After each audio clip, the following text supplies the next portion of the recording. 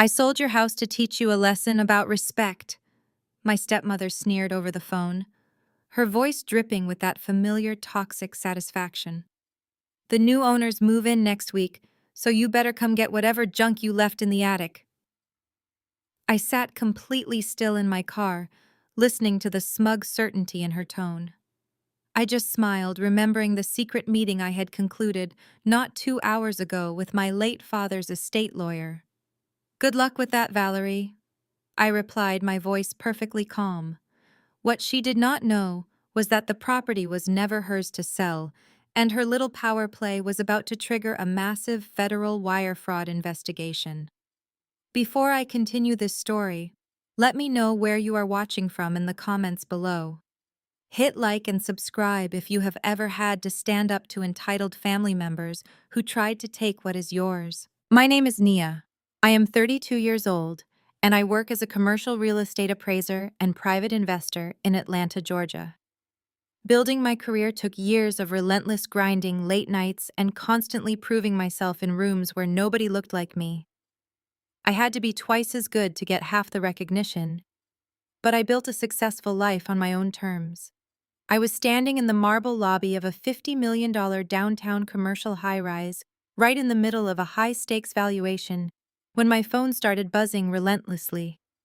The caller ID showed Valerie.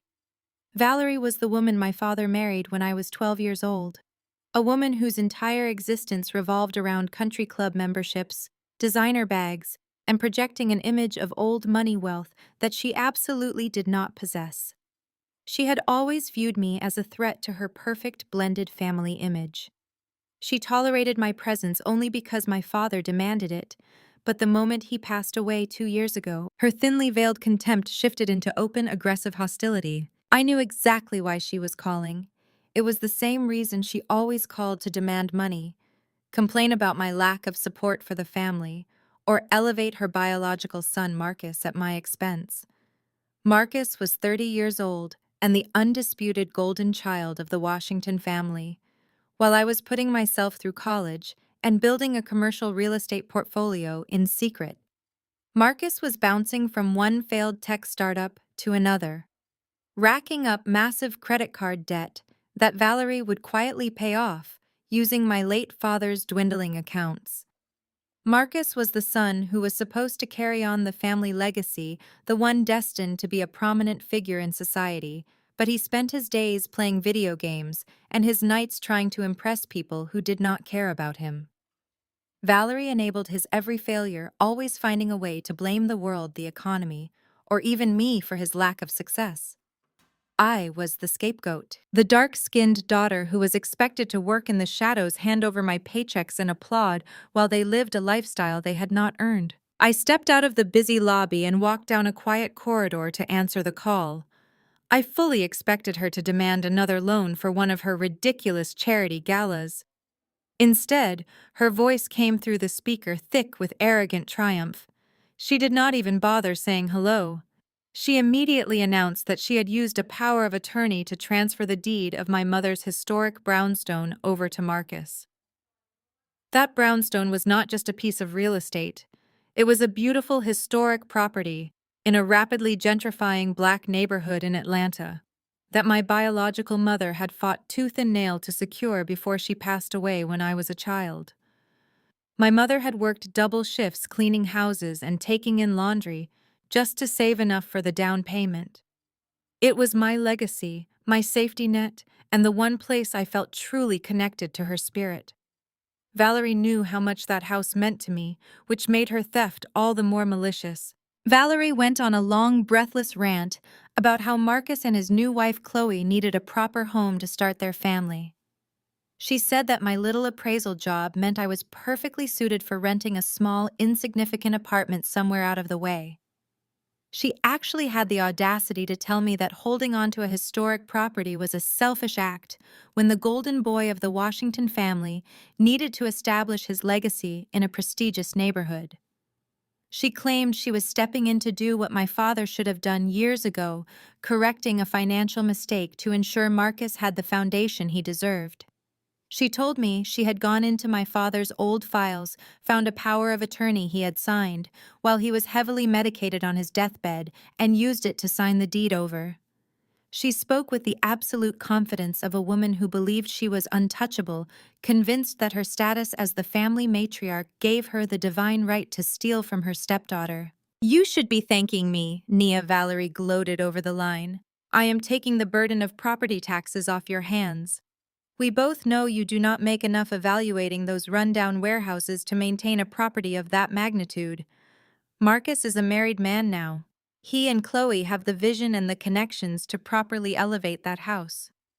They are going to completely gut it and turn it into a modern masterpiece. You should just focus on your little job and let the adults handle the real estate." I listened to her gloat, feeling the cold marble wall against my back. I did not scream. I did not cry. I did not give her the emotional reaction she was so desperately craving. For my entire life, Valerie had tried to break me. She had thrown away my college acceptance letters because she wanted to use my tuition money to buy Marcus a luxury car. She had mocked my clothes, my hair, and my ambitions. She expected me to break down crying on the phone, to beg her to give me my mother's house back, to threaten her with useless lawsuits that she thought she could easily win. She wanted to hear the panic in my voice so she could relish in her absolute power over me. But there was no panic, only a cold, calculating calm that washed over my entire body. Because while Valerie had spent the last 2 years treating me like a failure, I had been busy. I had built an empire right under her nose. More importantly, I had met with my father's estate lawyer just 2 hours ago. We had reviewed every single document related to my family's assets. I knew exactly what Valerie had attempted to do with that forged power of attorney, and I knew exactly why it was going to blow up in her face in the most spectacular way possible. She thought she had pulled off the ultimate heist, but she had no idea that she had just walked directly into a federal trap that I did not even have to set. I took a slow, deep breath, letting the silence stretch over the phone line until I heard Valerie shift uncomfortably on the other end.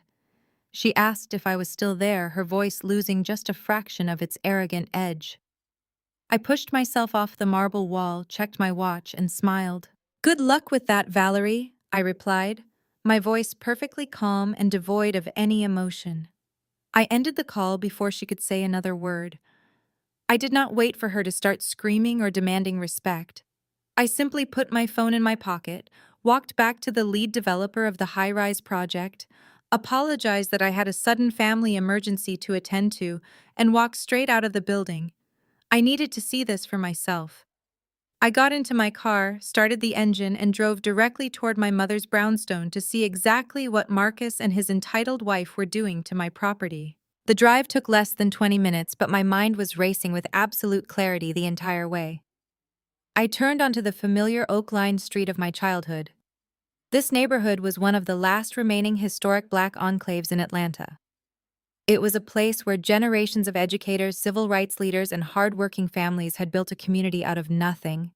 My mother had scrubbed floors and worked night shifts just to secure her piece of this history. As I pulled up to the curb, my blood instantly ran cold. The sheer disrespect was staggering. There were luxury SUVs parked carelessly across the front lawn, their heavy tires tearing up the grass my mother used to tend to every single Sunday. Loud pop music blared from the open living room windows, completely drowning out the usual quiet dignity of the street. And there, sitting right in the middle of my driveway, was a massive rusted industrial dumpster. They were not just moving in. They were hosting a demolition party. I stepped out of my car and walked toward the house.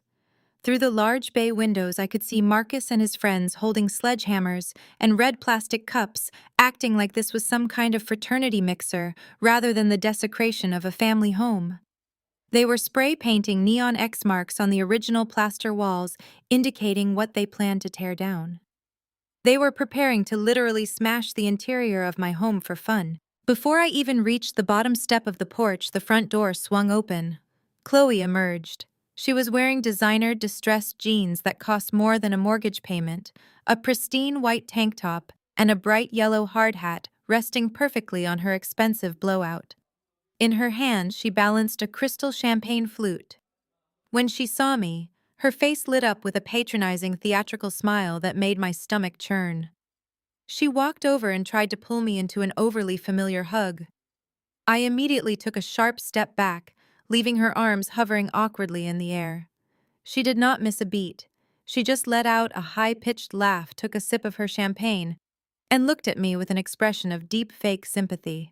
"Oh, Nia," she chirped, her voice carrying over the loud music. "I am so glad you decided to show up. I wanted to personally thank you for finally being a team player and stepping aside to let us have the house. We knew it must have been a tough adjustment for you to let go of the past, but Marcus and I are just so excited to finally elevate this historic neighborhood." She gestured wildly with her champagne glass, spilling a few drops on the porch. "You know how it is. This area has so much potential, but it is just so dated, and honestly, a little rough around the edges. I'm going to bring in some real modern aesthetics, gentrify the space a little, and bring some actual class to the area." I stared at her. She was standing on the porch of a home built by Black excellence, casually bragging about gentrifying the very culture right out of it. She went on a painful, oblivious monologue about knocking down the original mahogany walls that my mother had spent months restoring by hand. She wanted to rip out the stained glass windows and create a sterile, open-concept living space with white marble and cold gray floors. She spoke as if she was doing the entire local community a massive favor by erasing our history. She threw around buzzwords like urban renewal and neighborhood revitalization while completely ignoring the blatant cultural erasure she was enthusiastically describing. "We actually have an interior designer flying in from New York to oversee the modernization." Chloe continued, her tone dripping with unearned superiority. "We are tearing out all these old-fashioned wooden fixtures. I know you do not have much space in your little rented apartment, but if you want to take any of the old scrap wood or maybe a doorknob for sentimental value, you are more than welcome to dig through the dumpster. We want to be generous since Valerie told us how much you have been struggling lately." I stood there letting her dig her own grave with every ignorant word. I did not interrupt her. I let her reveal exactly who she was. She had no idea that I did not live in a little rented apartment. She had no idea that my real estate portfolio dwarfed her father's entire net worth. And most importantly, she had no idea that the deed her mother-in-law had given them was legally worthless. Every single swing of their sledgehammers would be classified as malicious destruction of private property. Every wall they marked up, every fixture they planned to remove, was going to cost them thousands of dollars in restitution when the dust settled. I just looked at her, analyzing the sheer audacity of a woman who thought she was untouchable because she had married the golden child. "You are going to need a lot of permits for structural changes in a historically protected district." "Chloe," I said, my voice dangerously calm. "Have you filed those with the city yet?" Chloe rolled her eyes and sighed heavily, as if I were a child asking a stupid question. "Oh, Nia, do not worry your pretty little head about the legalities. Marcus and Valerie handle all the boring paperwork stuff. We have people for that. You just focus on finding a new place to live that fits your budget. We actually know a great landlord who manages some affordable units down by the highway. I could put in a good word for you." The condescension was suffocating, but it only fueled the cold, calculating energy coursing through my veins. She really believed she was the savior of this neighborhood. She believed that her presence somehow validated the space, validating the theft of my property. I did not need to scream at her. Her ignorance was a weapon I was fully prepared to use against her when the time was right. Before Chloe could offer me any more insulting charity, the screen door opened wider. Marcus swaggered out onto the wraparound porch. He had a craft beer in one hand and a heavy sledgehammer resting casually on his shoulder. He puffed out his chest, looking down at me with the exact same sneer Valerie always wore. "Well, look who decided to grace us with her presence," he announced loudly, making sure his country club friends gathered near the windows could hear him. "I hope you are not here to cause drama, Nia. Mom already handled the paperwork, so the house is mine now. It is time for you to accept reality and hand over the spare keys right now so we can change the locks and get to work." I looked at Marcus standing there with his chest puffed out like a proud rooster. He was 30 years old but still possessed the emotional maturity of a spoiled toddler. He gripped that sledgehammer like it was a prop in a photo shoot, glancing back at his friends to make sure they were watching his big moment. He actually believed his own hype.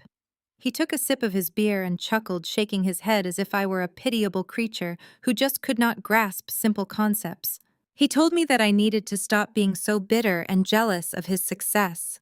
He said that Valerie and my father always knew he was the one destined to carry the Washington family legacy forward. According to him, a legacy like ours required a strong foundation, a real man at the helm, and a prestigious property in a historic black neighborhood to solidify his status among Atlanta's elite. He actually said the words out loud, bragging that Valerie had secured this multi-million-dollar brownstone for him because a married man starting a family deserved a proper estate, whereas a single woman with a boring appraisal job only needed a modest apartment. He smirked and added that it was nothing personal, just business and traditional family values. He told his friends that I had always been a little slow to understand how real wealth worked, which elicited a chorus of sycophantic laughter from the porch. I did not raise my voice. I did not flinch. I just let my eyes slowly travel from his expensive, pristine work boots up to his smug face. The absolute delusion was almost fascinating to witness. I asked him in a voice perfectly leveled and clear enough to cut right through the background music how exactly he planned to pay the astronomical property taxes on a historic estate. I tilted my head and asked if he was going to use the $80,000 in high-interest credit card debt that he was currently hiding from his brand-new wife. The laughter on the porch died instantly. Marcus lowered his beer, his jaw slackening. I did not stop there. I stepped just half a pace closer, maintaining unblinking eye contact. I asked him if he was going to fund Chloe's expensive white marble and gray floor renovations using the profits from his last 3 failed tech startups. I listed them out loud for his friends to hear. The luxury sneaker delivery app that went bankrupt in 3 months. The crypto trading platform that never even launched. The boutique consulting firm that folded the moment Valerie stopped paying the lease on his premium office space. I asked him how he planned to build a legacy when Valerie had to quietly dip into her own retirement funds to bail him out of every single mess he had created since he graduated college with a failing average. The silence that washed over the front yard was absolute. The pop music coming from the living room suddenly sounded incredibly loud in the heavy, suffocating quiet. I watched the confident golden boy facade completely shatter in a matter of seconds. Chloe spun around to look at Marcus, her champagne flute shaking so badly the liquid splashed onto her pristine white tank top.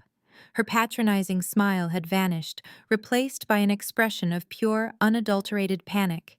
She demanded to know what credit card debt I was talking about. Her voice rose an octave as she frantically asked if he had lied to her about his position at the investment firm. She asked him point blank if Valerie was the one paying for his lifestyle, oblivious to the fact that his friends were witnessing her entire marriage unravel on a wraparound porch. Marcus turned a dark, violent shade of red. The humiliation of being exposed in front of his new wife and his wealthy country club friends triggered an immediate, explosive rage.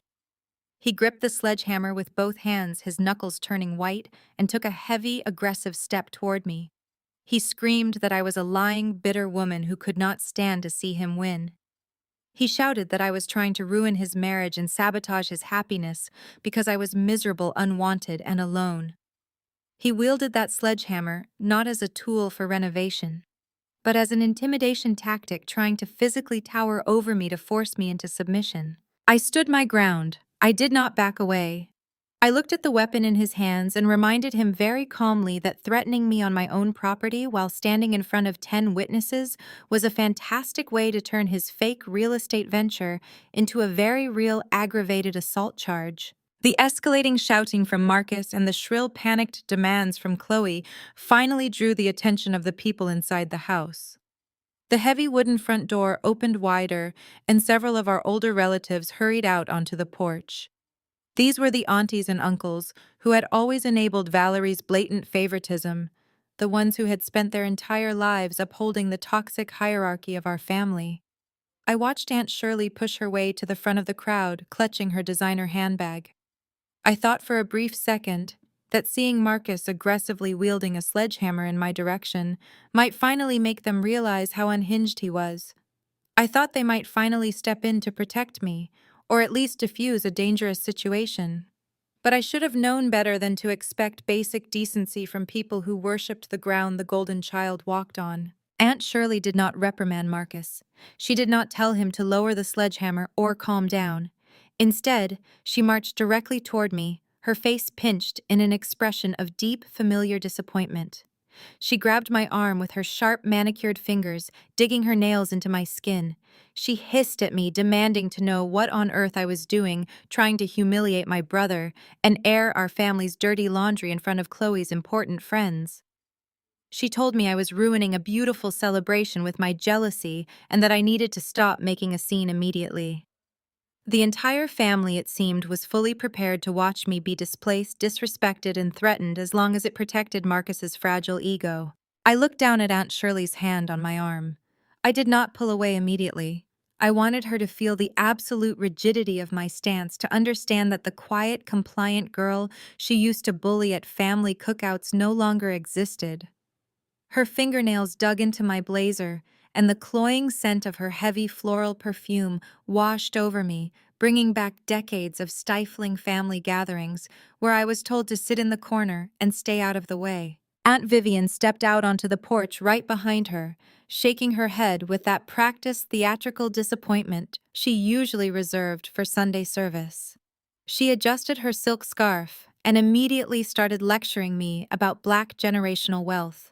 She had the nerve to stand on the porch of a home my biological mother had bled for and tell me that Marcus needed this house to establish himself. She preached that society was already set up to tear Black men down, so it was our duty as the women of the family to uplift him, to provide him with a strong foundation so he could lead. Vivian told me to be the bigger person. She said that women in the Washington family were meant to be the backbone, not the wrecking ball. The sheer hypocrisy of her words was astounding. They were actively asking me to sacrifice the generational wealth my own mother had literally worked her fingers to the bone to build. They expected me to simply hand it over to a man who would inevitably squander it all within a year. They were demanding that I set myself on fire just to keep Marcus warm, simply because he was born a boy and bore my father's last name. The weaponization of my identity using the strong Black woman trope to guilt-trip me into submitting to theft was sickening. Marcus, emboldened by the aunties rushing to his defense and shielding him from any accountability, lowered his sledgehammer. His confidence returned in a flash, fueled by the blind loyalty of the women who had coddled him his entire life. He wanted to reassert his dominance in front of his wealthy friends and his panicking wife. He scoffed, muttering that I was just throwing a tantrum over some trash. To prove his point, he carelessly kicked a worn cardboard box that was sitting near the front door. He claimed it was just a box of junk that Valerie had ordered them to toss out before the contractors arrived. His heavy work boots struck the cardboard with a loud thud. The box tumbled down the wooden steps, flipping over and over until it hit the concrete pathway at my feet. It burst open on impact. I looked down and my breath caught in my throat. It was not junk. It was a collection of my late mother's most precious personal belongings, items I had carefully packed and safely stored in the top of the hall closet years ago. Faded Polaroid photographs scattered across the dusty ground. Her delicate porcelain jewelry dish, the one she used to keep on her nightstand, shattered into dozens of jagged, colorful pieces. The sharp sound of the breaking porcelain cut right through the tension in the yard. Finally, her worn leather Bible, the one she used to carry to every single Sunday service, slid across the concrete, its pages crumpled and torn. Seeing those pieces of my mother scattered and broken across the concrete instantly pulled me back 14 years. The physical destruction in front of me perfectly mirrored the emotional destruction I had survived. I was 18 years old again, standing in the pristine kitchen of Valerie's house. I remembered the exact sound of paper crumpling as Valerie casually took my college scholarship acceptance letters and tossed them directly into the trash can. I had worked tirelessly, staying up until 3 in the morning every night to earn those academic full rides. I had secured my own way out. But Valerie had sneered at my tears. She told me that a girl did not need to go to an expensive out-of-state university. She justified destroying my future by claiming that Marcus had just totaled his first car and needed a brand new luxury vehicle to keep up appearances with his fraternity brothers. She had erased my hard work in a single dismissive motion, expecting me to quietly accept that my entire future was nothing more than collateral damage for Marcus's convenience. She had shattered my dreams back then with the exact same careless, arrogant entitlement that Marcus was using to shatter my mother's belongings right now. They viewed my life, my achievements, and my legacy as completely disposable. I did not yell. I did not drop to my knees and weep over the broken porcelain. I did not give them the satisfaction of seeing me break. I calmly crouched down and began gathering the scattered photographs. I picked up my mother's leather Bible, gently smoothing out the crumpled pages and brushing the concrete dust off the cover. Aunt Shirley shifted uncomfortably on the steps above me. She tried to offer a half-hearted, flimsy apology, muttering that Marcus did not know what was inside the box and that I was making a big deal out of an accident. I did not even look at her. I simply held up my hand, a silent, absolute command for her to stop speaking. She closed her mouth immediately. I stood back up, holding my mother's Bible tightly against my chest. I looked past Marcus, whose smug expression was beginning to falter under my icy stare. I looked past the aunties, who were shifting nervously on their feet. I looked directly at Chloe. She was still frozen on the porch, her yellow hard hat looking utterly ridiculous as she watched her perfect aesthetic renovation project devolve into a chaotic nightmare. Her hands were still trembling around her champagne glass. I offered her a serene, chilling smile. I told her to go ahead and smash the walls all she wanted. I told her to tear out the historic mahogany, rip up the original hardwood floors, and take a sledgehammer to every single room in that house. I told her to destroy it all because the renovation bills were going to be the absolute least of her problems. I turned my back on all of them and walked steadily to my car. I did not look over my shoulder. I carefully placed my mother's belongings in the passenger seat, treating them with the reverence they deserved.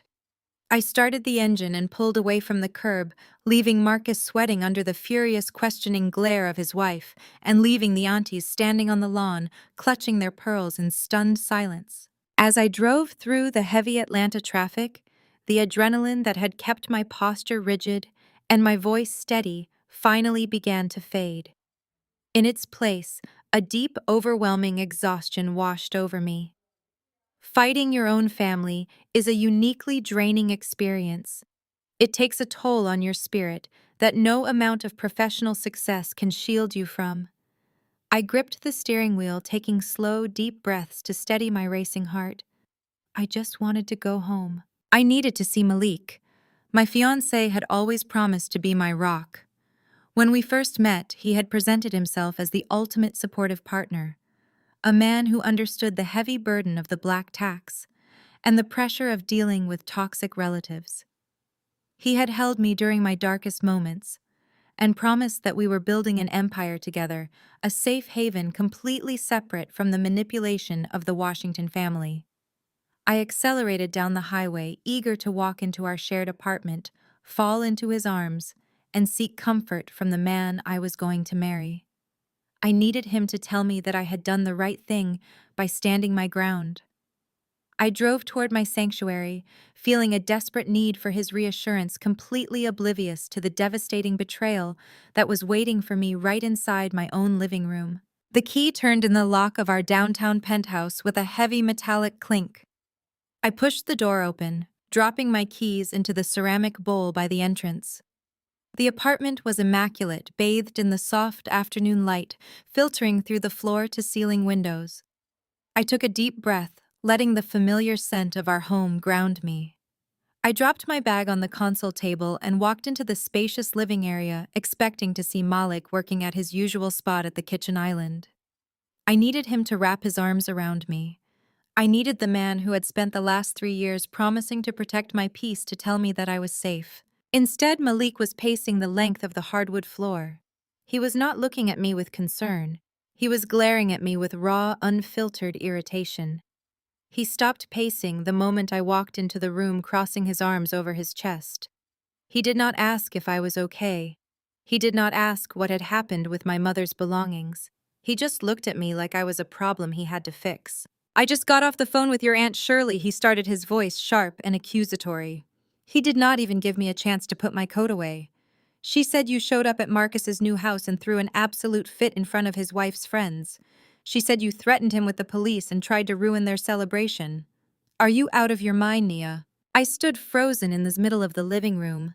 The exhaustion that had been weighing down my bones was instantly replaced by a sharp, icy shock. I asked him why he was taking the word of a woman who had spent my entire life enabling my abusers. I tried to explain that Marcus had destroyed my mother's things, that he had wielded a sledgehammer at me, that Valerie had illegally transferred the deed to my property. Malik held up his hand, cutting me off completely. He let out a loud, dramatic sigh, shaking his head as if he were dealing with an irrational child. He told me to lower my voice and stop acting like the stereotypical angry black woman. The words hit me like a physical blow. The man who had sat with me through countless conversations about the microaggressions I faced in the commercial real estate industry was now weaponizing that exact same racist trope against me in my own living room. He told me I was being overly emotional over a piece of old real estate that my family clearly needed more than I did. He walked closer, pointing a finger at me. He said that successful couples build their own empires and that by clinging to the past, I was holding us both back. He told me that Marcus was trying to establish himself as a man, and as his sister, I should be supporting black generational wealth, not trying to tear my own brother down in front of a bunch of white people. He actually used my trauma against me, claiming that my resentment toward Valerie was making me paranoid and vindictive. I stared at him, trying to comprehend the stranger standing in my living room.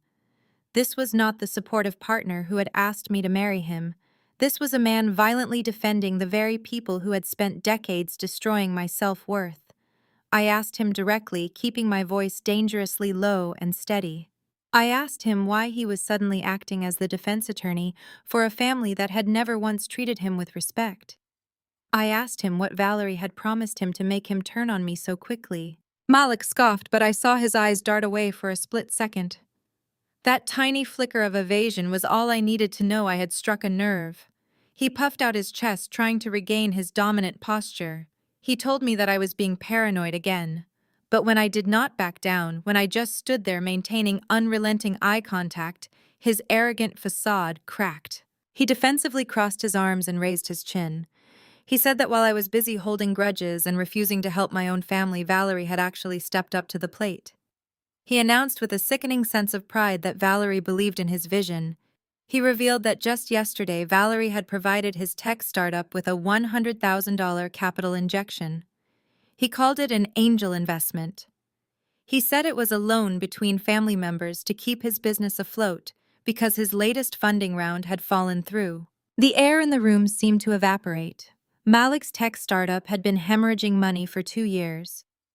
I had personally paid our rent, covered his car payments, and quietly funded his lifestyle, while he chased investor meetings that never materialized. And now he was standing in the apartment I paid for, defending the woman who had stolen my mother's legacy, because she had tossed him a financial lifeline. Malik did not seem to grasp the magnitude of what he was confessing. He actually smiled, looking incredibly pleased with himself. He told me that Valerie was finally welcoming him into the family fold. He said she understood how business worked. Then his tone shifted into a demanding, authoritative command. He told me that I needed to drop the issue with the brownstone immediately. He said I needed to call Marcus, apologize for my outburst, and formally sign over whatever remaining rights I thought I had to the house. He explicitly stated that he could not risk Valerie pulling her investment in his company because I could not control my temper. He looked me dead in the eye and told me to be a good, supportive future wife and submit to his leadership for the sake of our financial future. He was demanding that I surrender my mother's legacy, my inheritance, and my dignity just so he could funnel stolen money into a vanity project that was already failing. He was willing to sell me out to Valerie for $100,000. He had placed a price tag on my trauma and decided his failing ego was worth more. I did not scream. I did not throw the ceramic bowl at his head. I did not tell him that Valerie did not have $100,000 of her own money to give, which meant that the money she had handed him was undeniably tied to the fraudulent sale of my property. I just looked at him. I let the silence stretch out between us, cold and absolute. Malik misinterpreted my silence as submission. He took my lack of screaming as a sign that he had successfully put me in my place. He let out a breath, his shoulders relaxing as he stepped forward and condescendingly kissed the top of my forehead.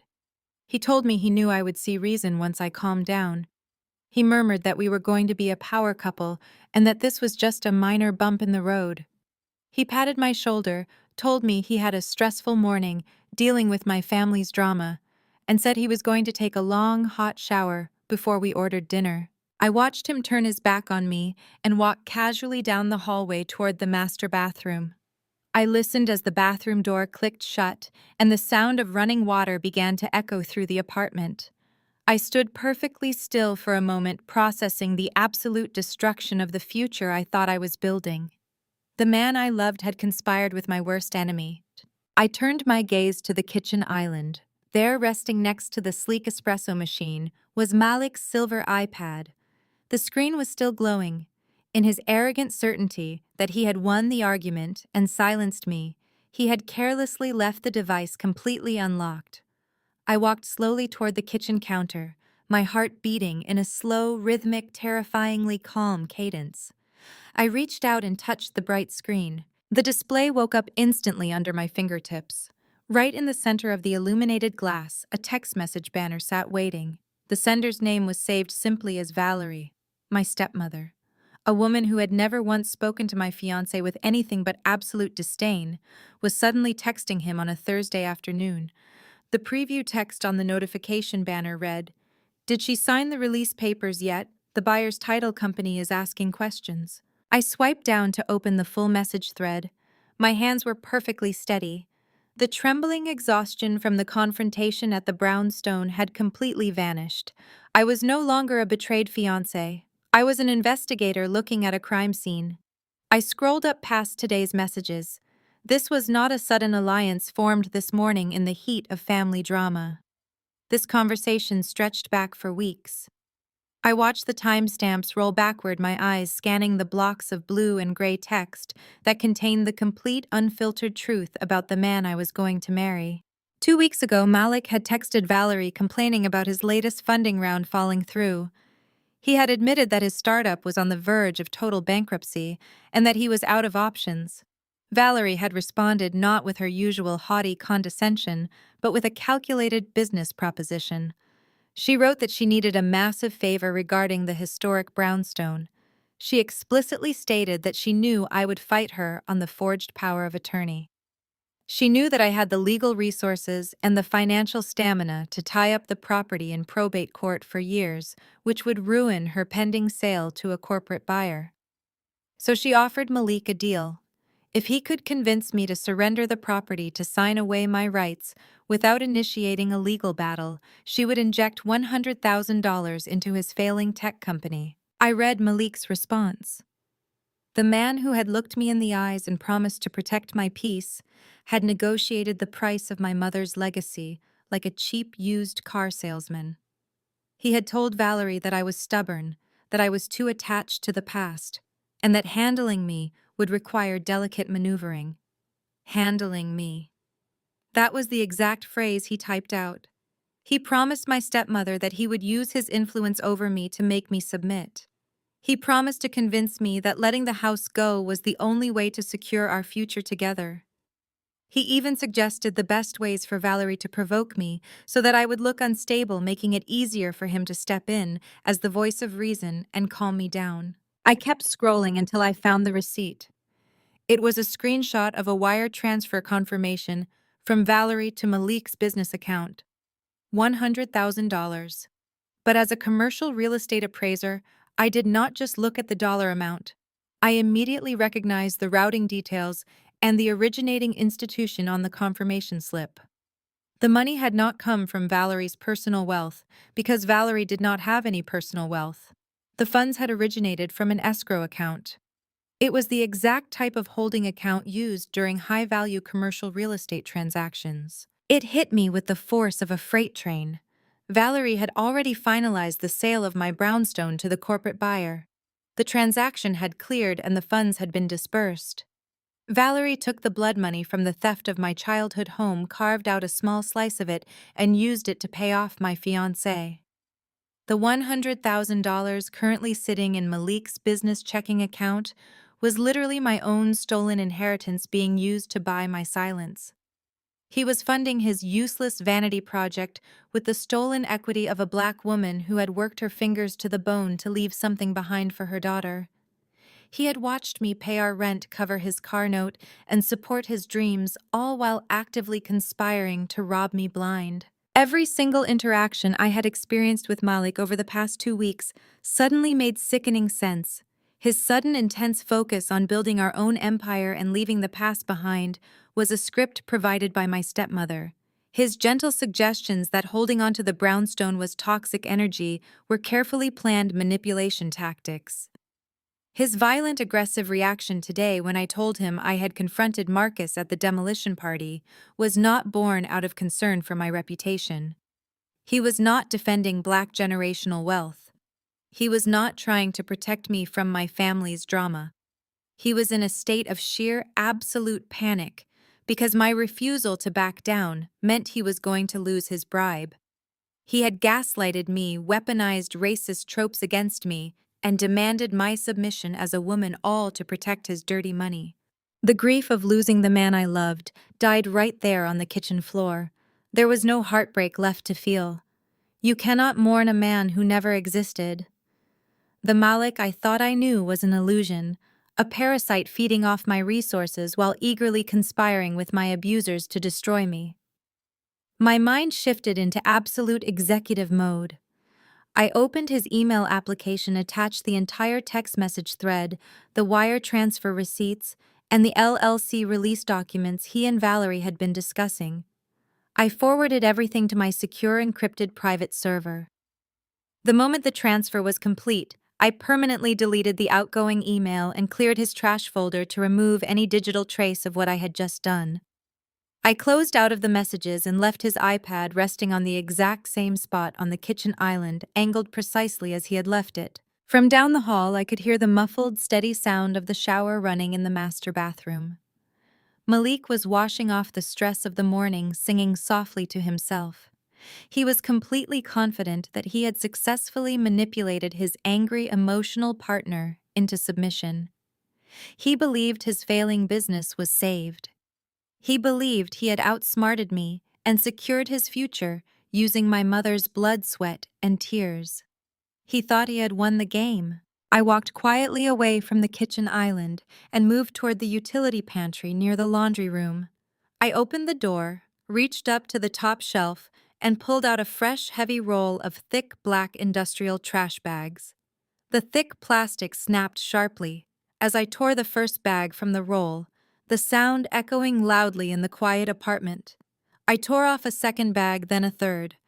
I turned around, gripping the plastic tightly in my hands, and began walking down the hardwood hallway directly toward the master bedroom. I pushed open the heavy oak door of the master bedroom and walked straight to Malik's side of the walk-in closet. I did not waste time folding anything. I did not care about the delicate fabrics or the precise creases of his tailored clothing. I opened the first industrial trash bag and began ripping his designer suits right off the rack. The sharp snap of snapping plastic hangers echoed through the quiet room as I shoved thousands of dollars worth of clothing into the black plastic. These were the custom suits I had paid for, the ones he claimed he needed to project the right image for his investor meetings. I moved to his shoe rack, sweeping his limited edition sneakers and Italian leather loafers into a second bag. Everything he owned, everything that represented his carefully curated, arrogant lifestyle, went into the garbage bags. I cleared his expensive colognes from the bathroom vanity, dumping them unceremoniously on top of his shoes. I dragged the heavy bags down the hallway, my breathing steady and purposeful. I opened the front door of my penthouse and hurled the bags out into the polished marble corridor of the building. They landed with a series of dull, heavy thuds against the far wall. I walked back inside, grabbed the last two bags containing his tech gadgets and the rest of his wardrobe, and threw them out to join the pile. Then I pulled out my phone, opened my smart home security application, and immediately revoked his digital access key. I deleted his fingerprints from the biometric lock and changed the passcode. The digital erasure of his presence took less than 30 seconds. As I slipped my phone back into my pocket, the sound of running water from the master bathroom suddenly stopped. The heavy glass shower door slid open. A few moments later, Malik strolled down the hallway with a thick white towel wrapped loosely around his waist. Steam billowed out from the bathroom behind him. He was humming a low, upbeat tune, completely relaxed, looking like a man who did not have a single care in the world. He rubbed a hand through his damp hair and looked toward the kitchen, expecting to see me preparing dinner. "Babe, did you decide what we are ordering tonight?" he called out casually, his voice echoing in the large space. "I am starving." He stopped dead in his tracks when he finally looked up and saw me standing by the open front door. His eyes darted from my rigid posture to the gaping empty space in his closet, visible down the hall, and finally to the pile of black industrial trash bags sitting out in the public corridor. The confident, relaxed demeanor vanished instantly, replaced by a look of profound confusion.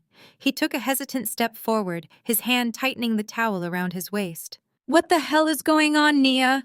he demanded, his voice dropping into a defensive-aggressive register. "What are you doing with my stuff?" I looked at him, feeling absolutely nothing. No heartbreak, no sadness, just the cold, clinical detachment of a woman removing a parasite from her home. I told him that his engagement was officially over and his residency in my apartment had just been permanently terminated. I instructed him to step out into the hallway, gather his garbage bags, and figure out his own living situation, because he was never stepping foot inside my home again. Malik's face twisted into a scowl. He took another step forward, trying to use his physical size to intimidate me, a tactic he had never dared to use before today. He demanded an explanation, shouting that I had completely lost my mind. He accused me of letting my family drama make me psychotic and paranoid. I did not raise my voice. I simply crossed my arms and quoted his own text messages back to him word for word. I asked him if he had successfully figured out how to handle me yet. I asked him if Valerie had given him any more tips on how to manipulate an angry black woman into giving up her generational wealth. I asked him how it felt to sell out his future wife for a $100,000 wire transfer from a fraudulent escrow account. The blood drained from his face so fast he looked physically ill.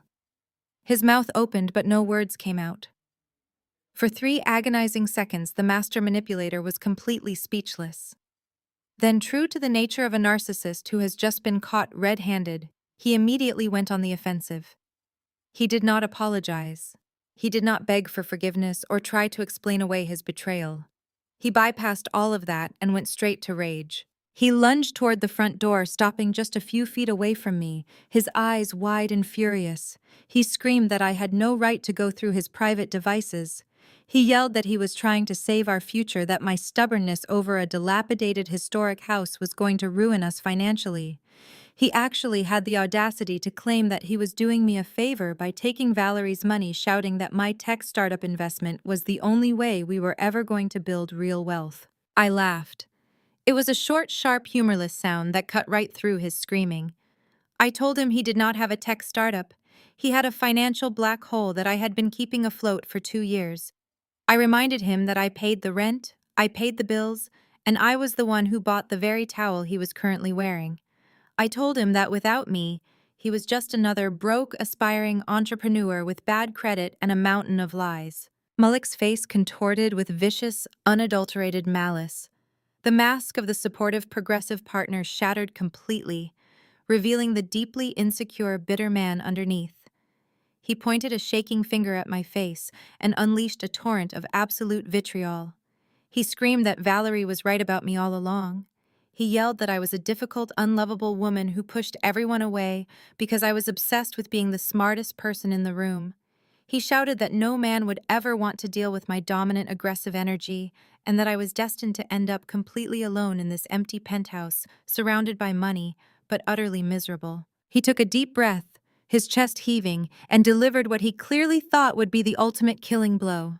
He stepped right up to the threshold of the door, leaning his face close to mine. "You think you are so smart, Nia," he spat, his voice dripping with venom. "You think kicking me out is a victory. But you have already lost. You are fighting a war that ended yesterday. That brownstone is gone." Valerie did not just sell it to Marcus. She flipped it.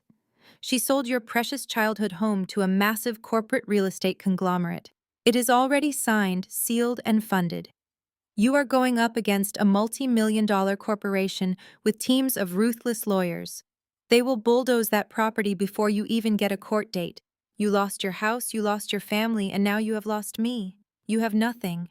He stared at me, breathing heavily, waiting for me to break. He wanted tears.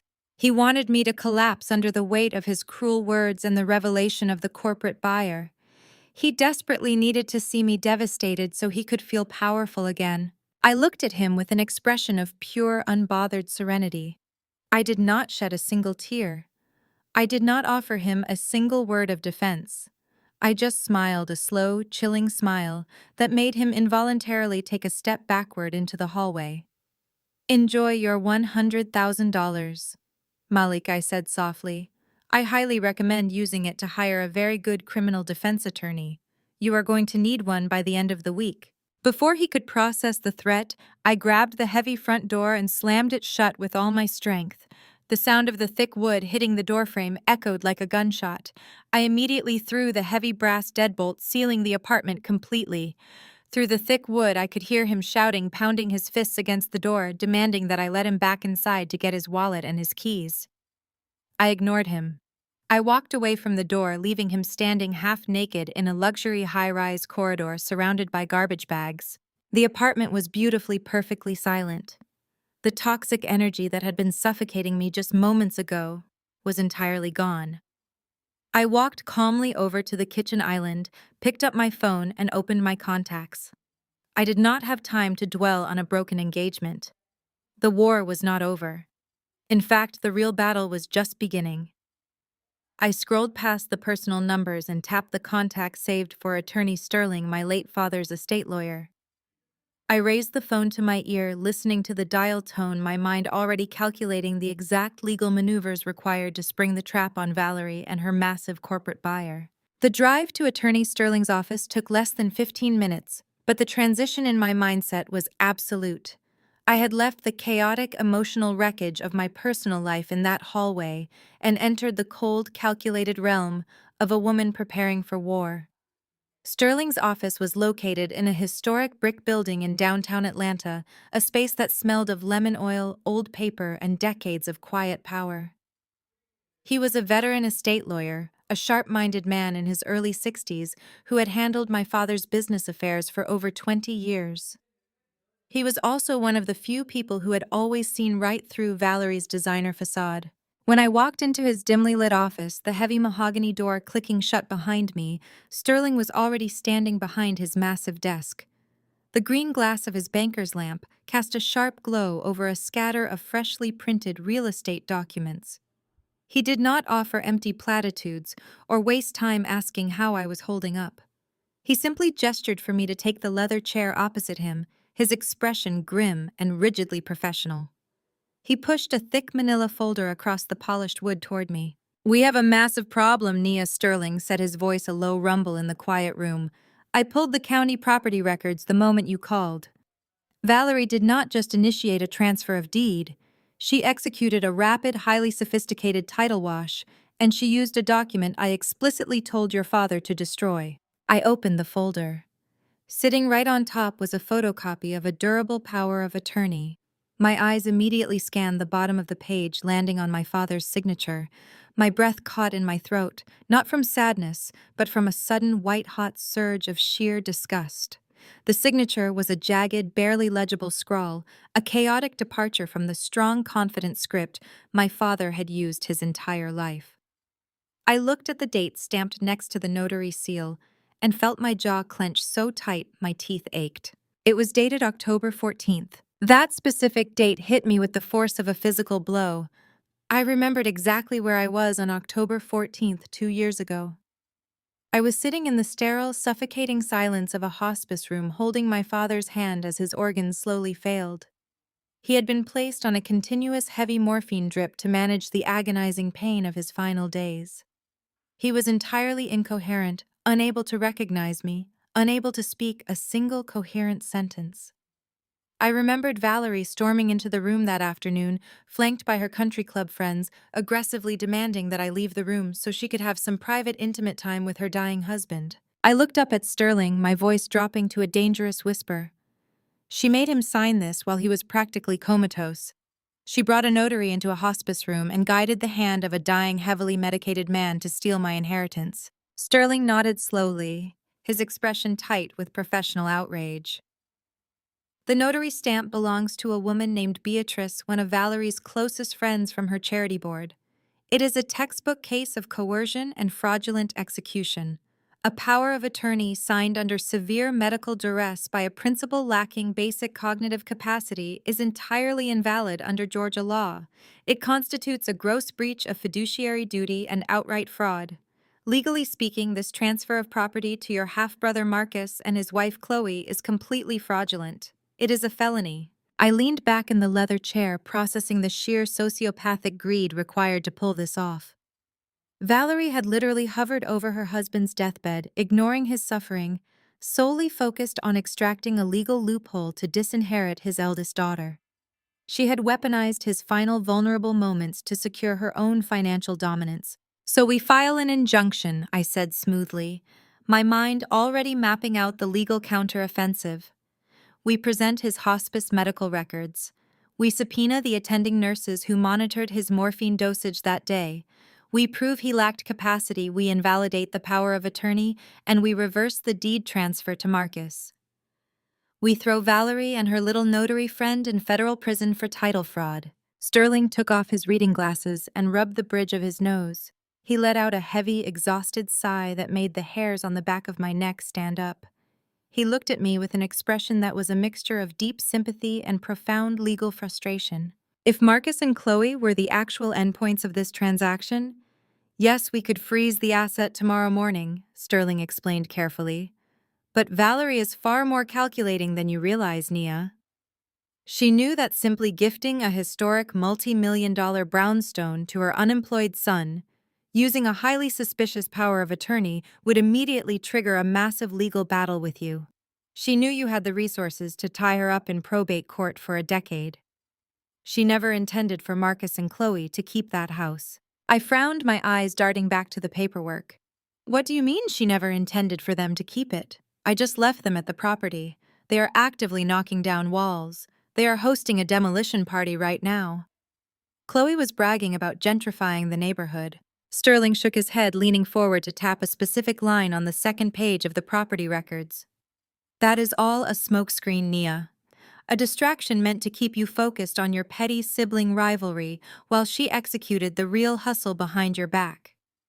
Marcus and Chloe are what we call straw buyers. They are just temporary disposable names placed on the deed for a matter of hours to wash the title and distance Valerie's forged signature from the final transaction. He flipped to the third page of the dossier and turned it around so it faced me directly. The document was a finalized, fully funded commercial bill of sale. Valerie used Marcus to instantly flip the property. Sterling continued, his voice dropping into a grave, serious tone. She had Marcus and Chloe sign a quitclaim deed transferring ownership to a third party. The demolition you saw today, they are just stripping the copper and architectural salvage before they hand over the keys. Valerie sold your mother's legacy 3 days ago. The wire transfer cleared this morning. The property is gone, Nia. I stared at the paperwork, the pieces of the puzzle violently snapping into place. This was why Valerie had $100,000 in liquid cash to casually bribe Malik. This was why Marcus was swinging a sledgehammer with such arrogant immunity. They thought they had successfully liquidated the asset, washed their hands of the legal liability, and walked away with a massive, untraceable payday. Malik was right. Valerie had sold me out to a corporate giant. Sterling tapped his index finger directly against the name of the purchasing entity printed in bold black ink at the top of the finalized contract. He looked at me with profound concern, clearly expecting me to break down in tears over the insurmountable odds of fighting a massive corporation. She sold it to a ruthless commercial real estate conglomerate, Sterling said quietly. They specialize in buying up distressed or disputed properties in historic black neighborhoods, bulldozing them, and building high-density luxury condos. They have an army of corporate litigators. Fighting them to get the deed back will cost you millions in legal fees, and by the time we even secure a court date, they will have already demolished your childhood home. He slid the paper closer to me. She sold your house to a company called Apex Holdings. The name hung in the quiet lemon-scented air of the office. Apex Holdings. Sterling watched me closely, his eyes full of the kind of deep, agonizing pity you reserve for someone who has just lost everything. He expected me to break down. He expected me to bury my face in my hands and weep over the total calculated destruction of my mother's legacy. He expected me to panic at the mention of a faceless multi-billion-dollar corporate machine taking possession of my property. Instead, I reached across the polished mahogany desk and pulled the settlement statement closer to me. I needed to see the exact mathematics of my family's betrayal. I needed to trace every single drop of the blood money Valerie had extracted from my childhood home. Sterling adjusted his glasses, his voice heavy with resignation. He walked me through the brutal mechanics of Valerie's hustle. He explained that Marcus and Chloe were never actually going to live in that historic brownstone. The entire narrative about Marcus needing a prestigious property in a historic black neighborhood to build his legacy was a complete fabrication. Marcus did not have the discipline or the financial standing to maintain a property with that kind of tax burden, and Valerie knew it.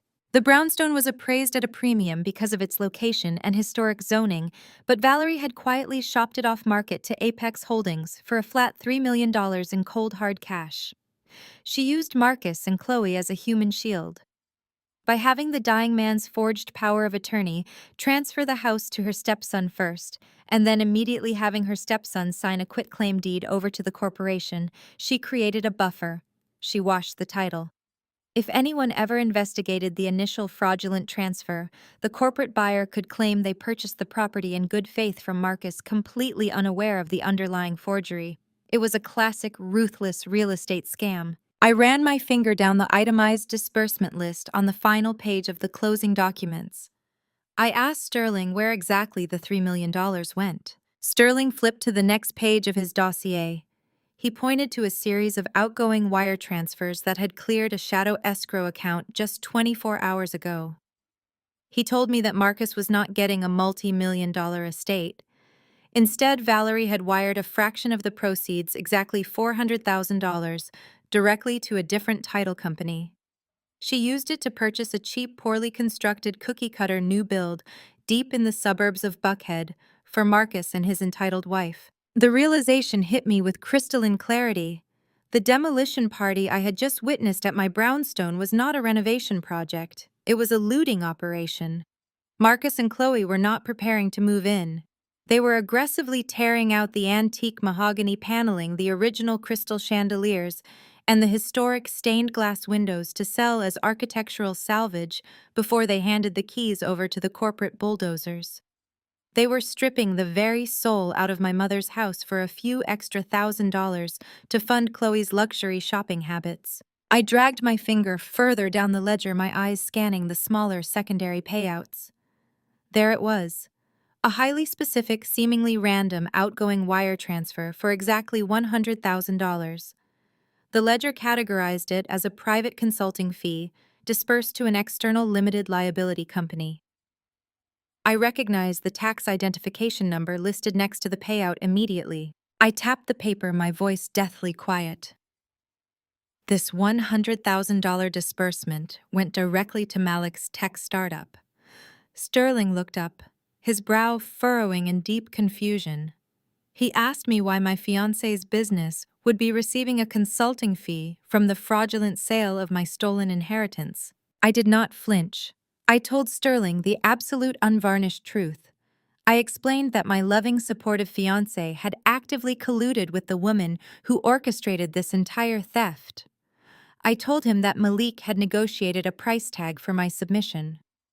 Valerie knew I possessed the legal resources and the sheer willpower to drag this fraudulent deed through probate court for a decade, which would have ruined her corporate flip. So she paid Malik $100,000 in stolen equity to gaslight me, to weaponize my trauma, and to force me to surrender the house without a fight. He had sold my legacy to fund his failing vanity project, completely unaware that I had already thrown his designer suits into the public hallway of my high-rise. Sterling sat back heavily in his chair, looking absolutely sickened. He had practiced estate law for 40 years. He had seen families tear each other apart over money, but the sheer synchronized malice of this betrayal left him temporarily speechless. He looked at me with a profound, almost paternal sorrow. "And the rest of the money?" I prompted, keeping my tone strictly professional. "Where did the remaining $2.5 million go?" Sterling swallowed hard. He pointed to the final largest line item on the settlement sheet. Valerie pocketed it. She wired the remaining balance into an offshore trust account, solely in her name. She has effectively liquidated your mother's estate, secured a house for her golden child, paid off your fiancé to keep you quiet, and walked away with a massive, untraceable fortune. She believes she has won the war. Sterling leaned forward, resting his elbows on the desk, his expression turning grim and urgent.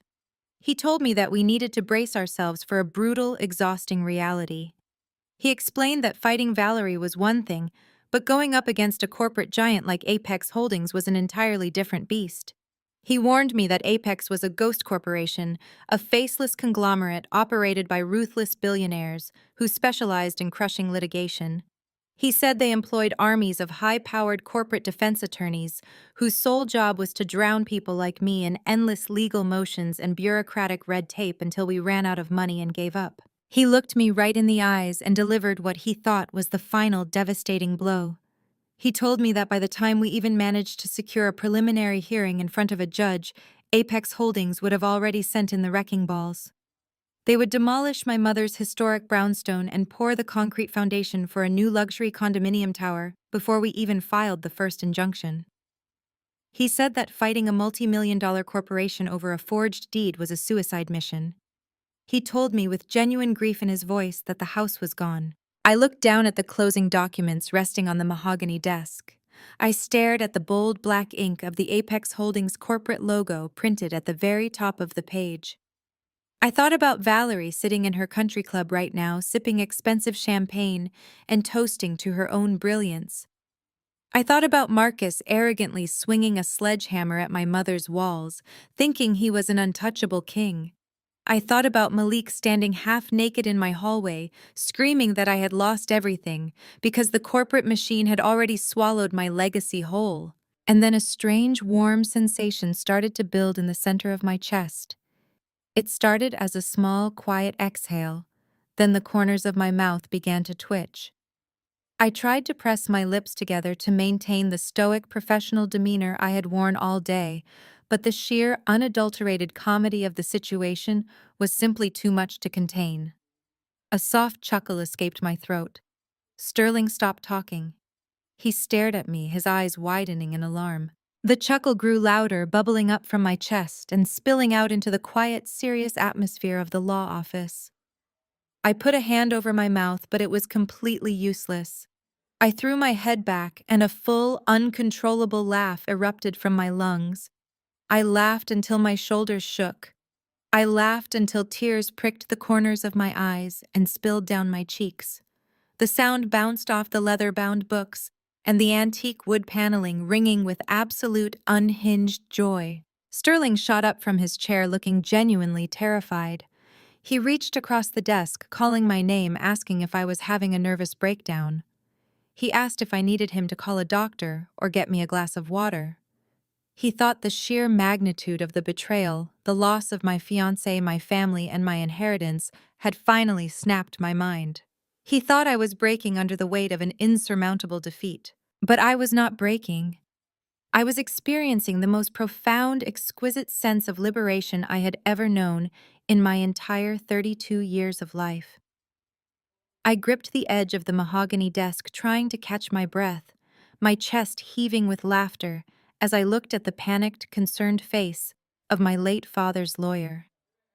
I wiped a tear of pure amusement from my cheek and smiled. "I am perfectly fine, Sterling," I finally managed to say, my voice still laced with lingering amusement as I wiped my eyes. I took a deep, steadying breath and smoothed the front of my blazer, letting the raw, unfiltered joy settle into a sharp, focused energy. I leaned across the desk, looking right into the bewildered face of my late father's attorney. "I am not having a breakdown. In fact, I have never seen the board more clearly than I do right now." I told him to look closely at the forged power of attorney sitting in his manila folder. I told him to look at the date, the signature, and the specific legal phrasing Valerie had used to authorize the transfer of the historic brownstone. Then I asked him to pull up the original property deed on his computer monitor, not the fraudulent one Valerie had just filed with her shady title company, but the actual foundational document recorded by the county over 20 years ago. Sterling blinked, still clearly concerned for my sanity, but his professional instincts kicked in. He turned to his keyboard and rapidly typed in the parcel identification number. The blue glow of the monitor illuminated his wrinkled face as he scrolled through the municipal database. I watched his eyes track across the screen, searching for the chain of title. Suddenly, his typing stopped. The rhythmic clicking of the keys gave way to a heavy, stunned silence. He leaned closer to the monitor, taking off his glasses to rub his eyes, as if he could not believe what he was reading. "You see it now," I said softly. "My biological mother was a woman who understood the assignment long before the rest of the world caught up. She had scrubbed floors, managed multiple properties, and dealt with predatory lenders her entire life to build a foundation for me. But her greatest strength was not just her work ethic, it was her profound, unparalleled intuition. She saw Valerie coming from a mile away. Even when my father was just casually bringing Valerie around as a friend of the family, my mother recognized the naked, calculating greed in the woman's eyes. My mother knew that the moment she passed away, Valerie would sink her claws into my father, isolate him, and systematically drain every single asset he possessed. So before she got sick, before the hospital visits and the medical bills, my mother made a strategic move that would outlast her physical presence on this earth. She took the historic brownstone, the crown jewel of her real estate portfolio, and she removed it from the traditional system of inheritance. She did not leave it to my father. She did not leave it to me in a simple will that could be contested or manipulated in probate court. She placed the brownstone into a heavily fortified, bulletproof, irrevocable trust. I explained the mechanics to Sterling, watching the realization wash over his face. An irrevocable trust is exactly what it sounds like. Once the asset is placed inside, it cannot be altered, amended, or dissolved by anyone, not even the person who created it. More importantly, the property completely ceases to belong to the individual.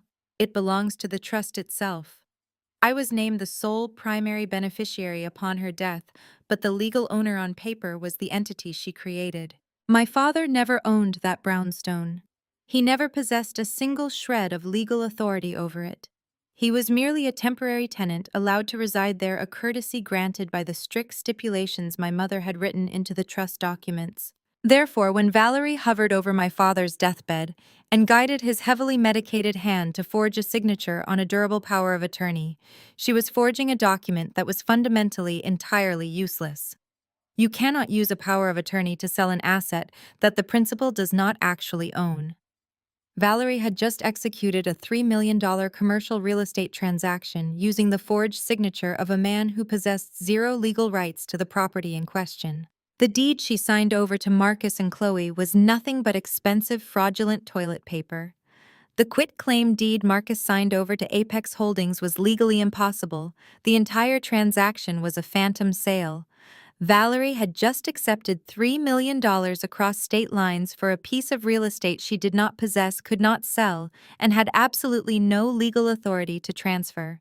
She had completely bypassed a civil family dispute and sprinted headfirst into federal wire fraud and massive title fraud. Sterling sat back in his chair, the leather creaking loudly in the quiet office.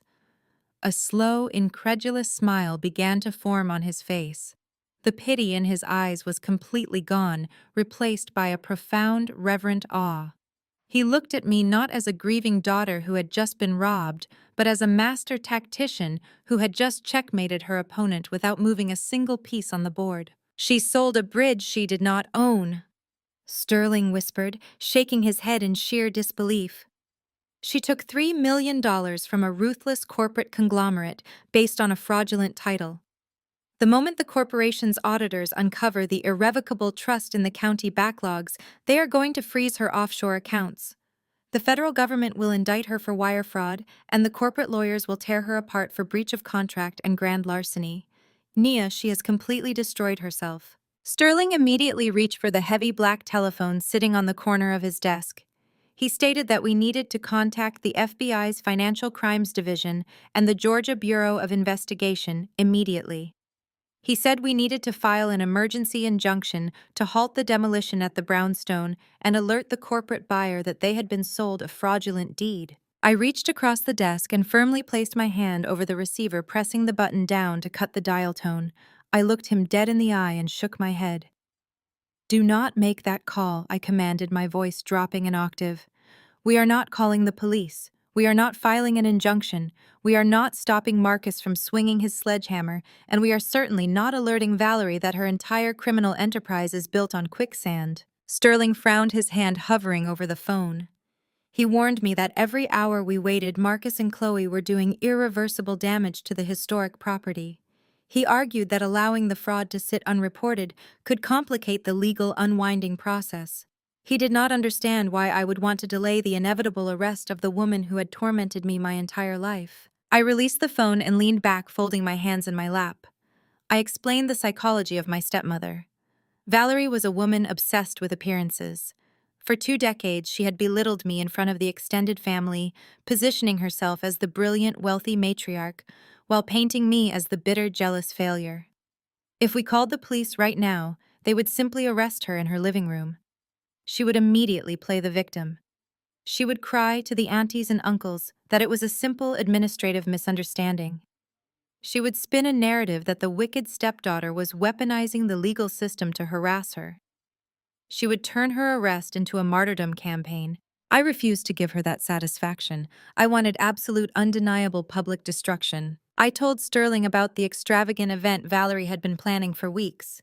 Tonight, Valerie was hosting a massive, highly exclusive celebration at the most prestigious country club in Atlanta. She had invited the entire extended family, the church elders, her charity board members, and Atlanta's high society elite. She had billed the event as a celebration of Marcus's new real estate venture and her own brilliant financial acumen.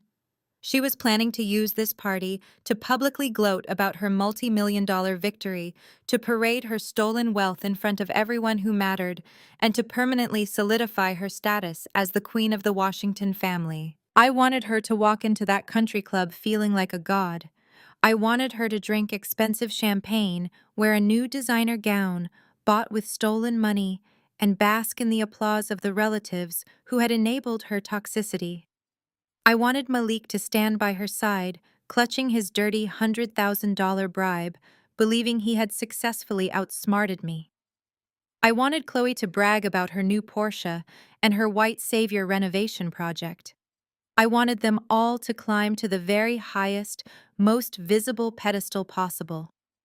Because the higher they climbed, the more devastating the impact would be when I shattered the concrete beneath their feet. "We let them celebrate," I told Sterling, a cold, predatory thrill coursing through my veins. "We let them gather every single person they have ever tried to impress into one room. We let them build their throne of lies. And then we walk in and burn the entire building down." Sterling studied my face for a long, silent moment. He saw the unrelenting determination in my eyes, the absolute refusal to settle for a quiet, bureaucratic victory. He slowly moved his hand away from the telephone. A sharp, dangerous smile mirrored my own. He closed the manila folder, packed it neatly into his leather briefcase, and snapped the brass locks shut. He told me he would have all the verified trust documents, the federal wire fraud statutes, and the chain of title paperwork completely organized and ready to present by 8 o'clock tonight. I thanked him, stood up from the leather chair, and walked out of the law office with my head held high. The afternoon sun was beginning to dip below the Atlanta skyline as I drove back to my actual home. I bypassed the public corridor where Malik's garbage bags still sat untouched. I unlocked my door, bypassed the kitchen, where the iPad still rested on the island, and walked directly into my master closet. I bypassed the casual business wear I used for appraisals and reached into the very back of my wardrobe. I pulled out a custom-tailored emerald green power suit. The fabric was immaculate, the cut sharp enough to draw blood. I was not going to a country club dinner, I was going to an execution. The drive to the Buckhead Country Club was a masterclass in anticipation. The Atlanta skyline glowed against the night sky, a sprawling testament to power wealth and the quiet, ruthless transactions that happened behind closed doors every single day. I had appraised half the commercial buildings illuminating the horizon, but tonight my focus was solely on the exclusive gated estate tucked away in the city's most affluent zip code. When my car pulled up to the grand entrance, the valet rushed forward to open my door.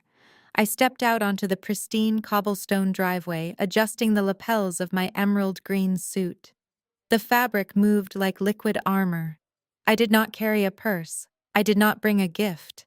I only carried the cold, absolute certainty of a woman who held the detonator to a massive financial bomb. I walked through the towering oak double doors of the clubhouse, the heavy brass handles cool against my skin. The moment I crossed the threshold, the sheer, unadulterated extravagance of Valerie's delusion hit me like a physical wave.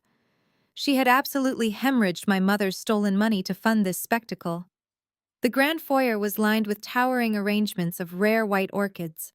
A premium champagne tower sparkled under the crystal chandeliers, and a live jazz band was positioned on a raised velvet stage playing a smooth instrumental arrangement. Waitstaff in crisp white tuxedos circulated through the crowd with silver trays of caviar and imported delicacies. Valerie had invited everyone. The room was packed with the most influential members of her social circle, charity board directors, church elders, and the entire Washington family roster of aunts and uncles who had spent decades enabling her toxic reign. They were all dressed in their finest evening wear, laughing, drinking, and celebrating a victory built entirely on a federal crime. I did not announce myself immediately. I stood near the edge of the grand ballroom, letting the cinematic tracking shot of reality unfold before me. My eyes scanned the room, picking out my targets one by one. Over by the private bar, Marcus was holding court. He had a glass of top-tier bourbon in one hand and a freshly lit cigar in the other, leaning back against the mahogany counter with the exaggerated swagger of a man playing a role he had not earned. He was wearing a brand-new, flashy designer tuxedo that fit him poorly, loudly bragging to a group of older men about his incredible eye for real estate investment. Beside him stood Chloe. She had draped herself in a shimmering silver evening gown that screamed new money. She was aggressively waving her left hand around to ensure everyone saw the massive, upgraded diamond ring sitting on her finger.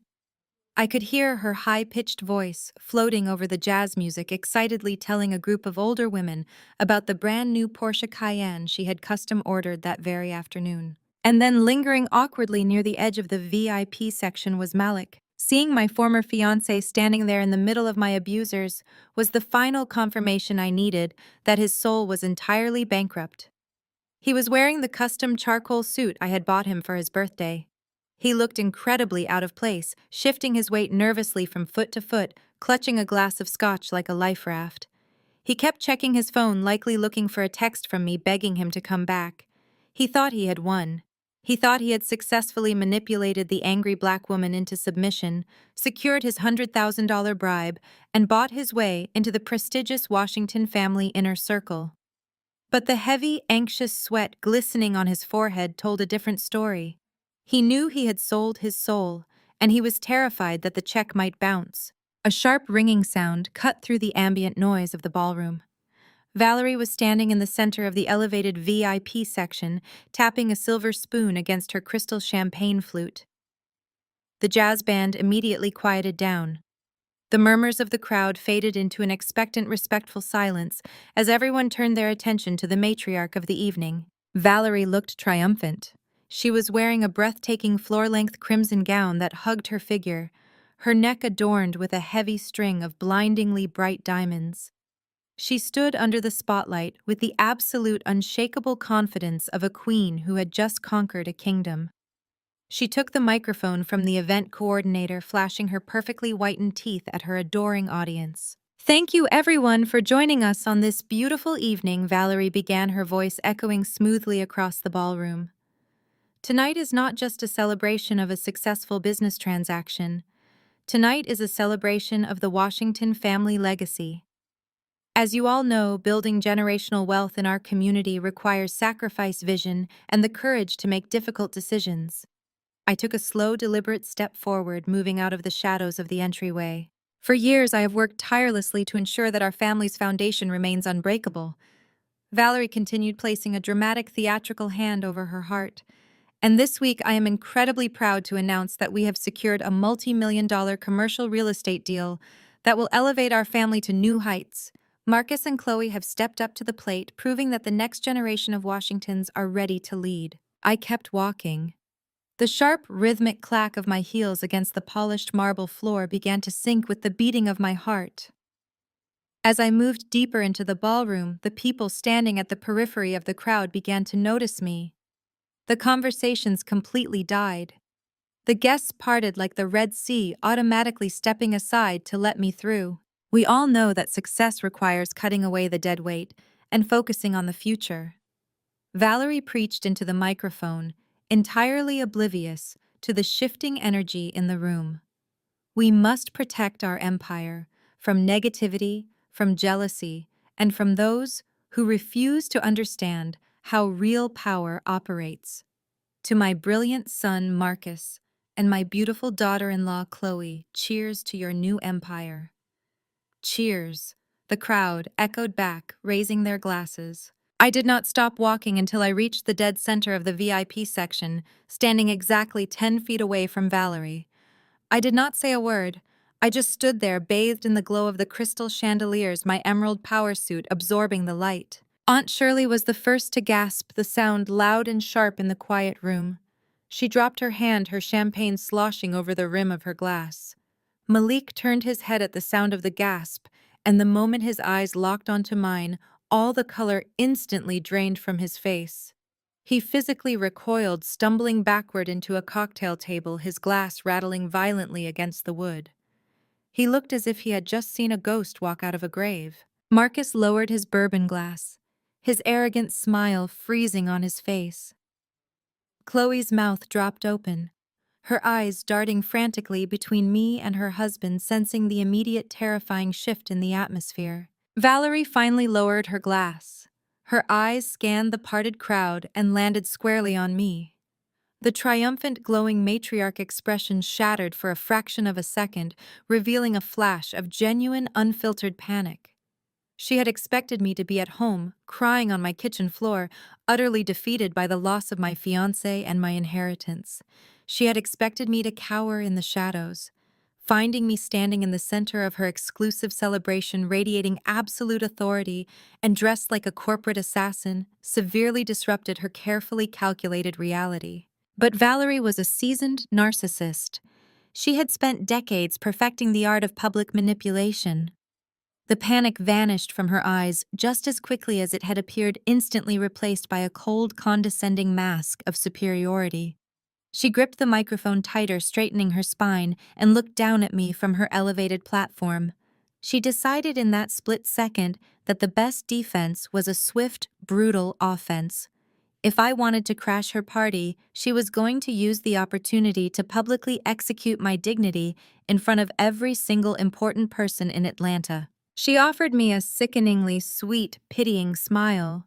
She lowered the microphone just a fraction, making sure her voice was dripping with maternal condescension as she prepared to deliver a humiliating blow meant to put the broken, jealous stepdaughter permanently in her place. She reached her free hand into her designer clutch, her eyes locking onto mine with absolute malice. Valerie's manicured fingers emerged from her designer clutch, holding a crisp, folded slip of paper. She held it delicately between her thumb and index finger, pinching it like it was a royal decree.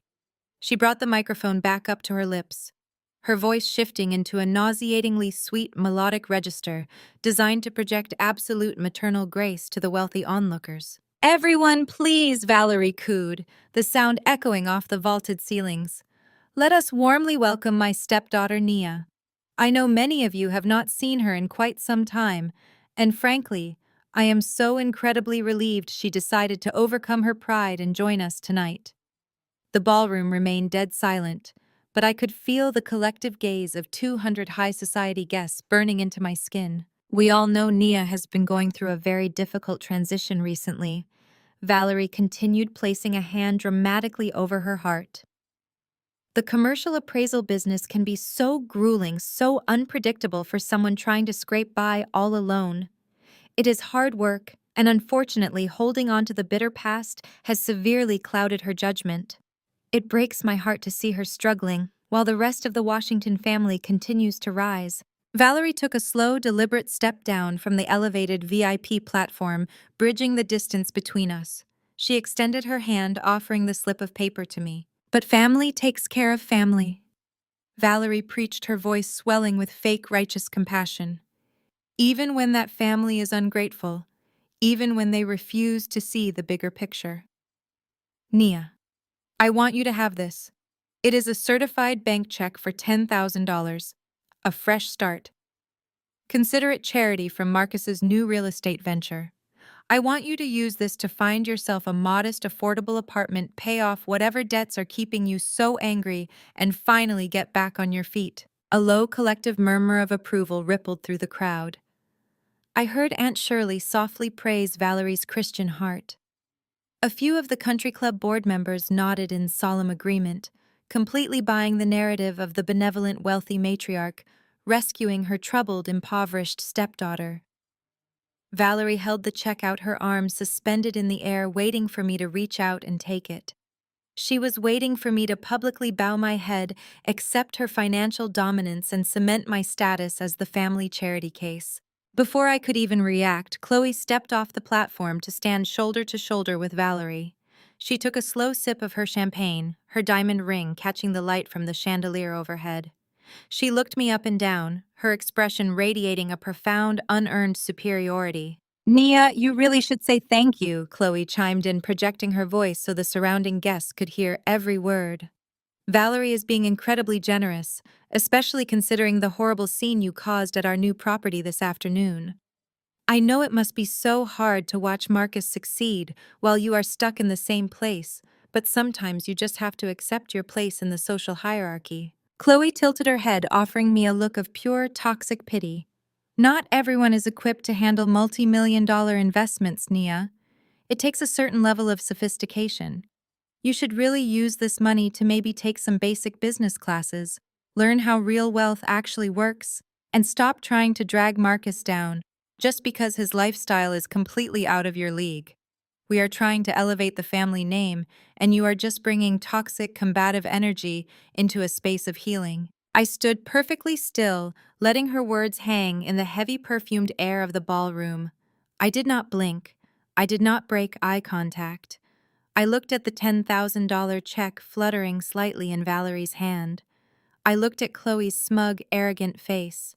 I looked over their shoulders at Marcus, who was grinning like he had just won the lottery, and at Malik, who was sweating profusely, but watching with desperate, hungry eyes, praying that I would just take the money and walk away. The tension in the room was absolute and suffocating. 200 people were holding their collective breath, waiting for the inevitable explosion. They were waiting for me to scream. They were waiting for me to slap the check out of Valerie's hand. They were bracing themselves for the angry black woman stereotype they had all been whispering about. Valerie's eyes were practically gleaming with anticipation. She wanted me to lose control. She wanted me to validate every single lie she had ever told about me. I did not raise my voice. I did not shed a single tear. I did not even reach out to take the piece of paper. Instead, I let a slow, terrifyingly calm smile spread across my face. It was the kind of smile that did not reach my eyes, a smile that communicated an absolute, undeniable threat. Valerie's confident smirk began to waver. Her extended arm dropped just a fraction of an inch as the heavy, oppressive silence stretched on for 10 agonizing seconds. She opened her mouth to speak again to try and regain control of the room, but she never got the chance. A loud, heavy thud echoed from the back of the ballroom. The massive, solid oak doors of the private dining room swung open with a forceful, commanding crash, completely shattering the suffocating tension in the room and pulling every single eye away from Valerie. I held out my hand, and the collective intake of breath from the ballroom was almost audible over the soft jazz. Valerie's smirk deepened as she practically dropped the $10,000 check onto my palm. She really believed she had won.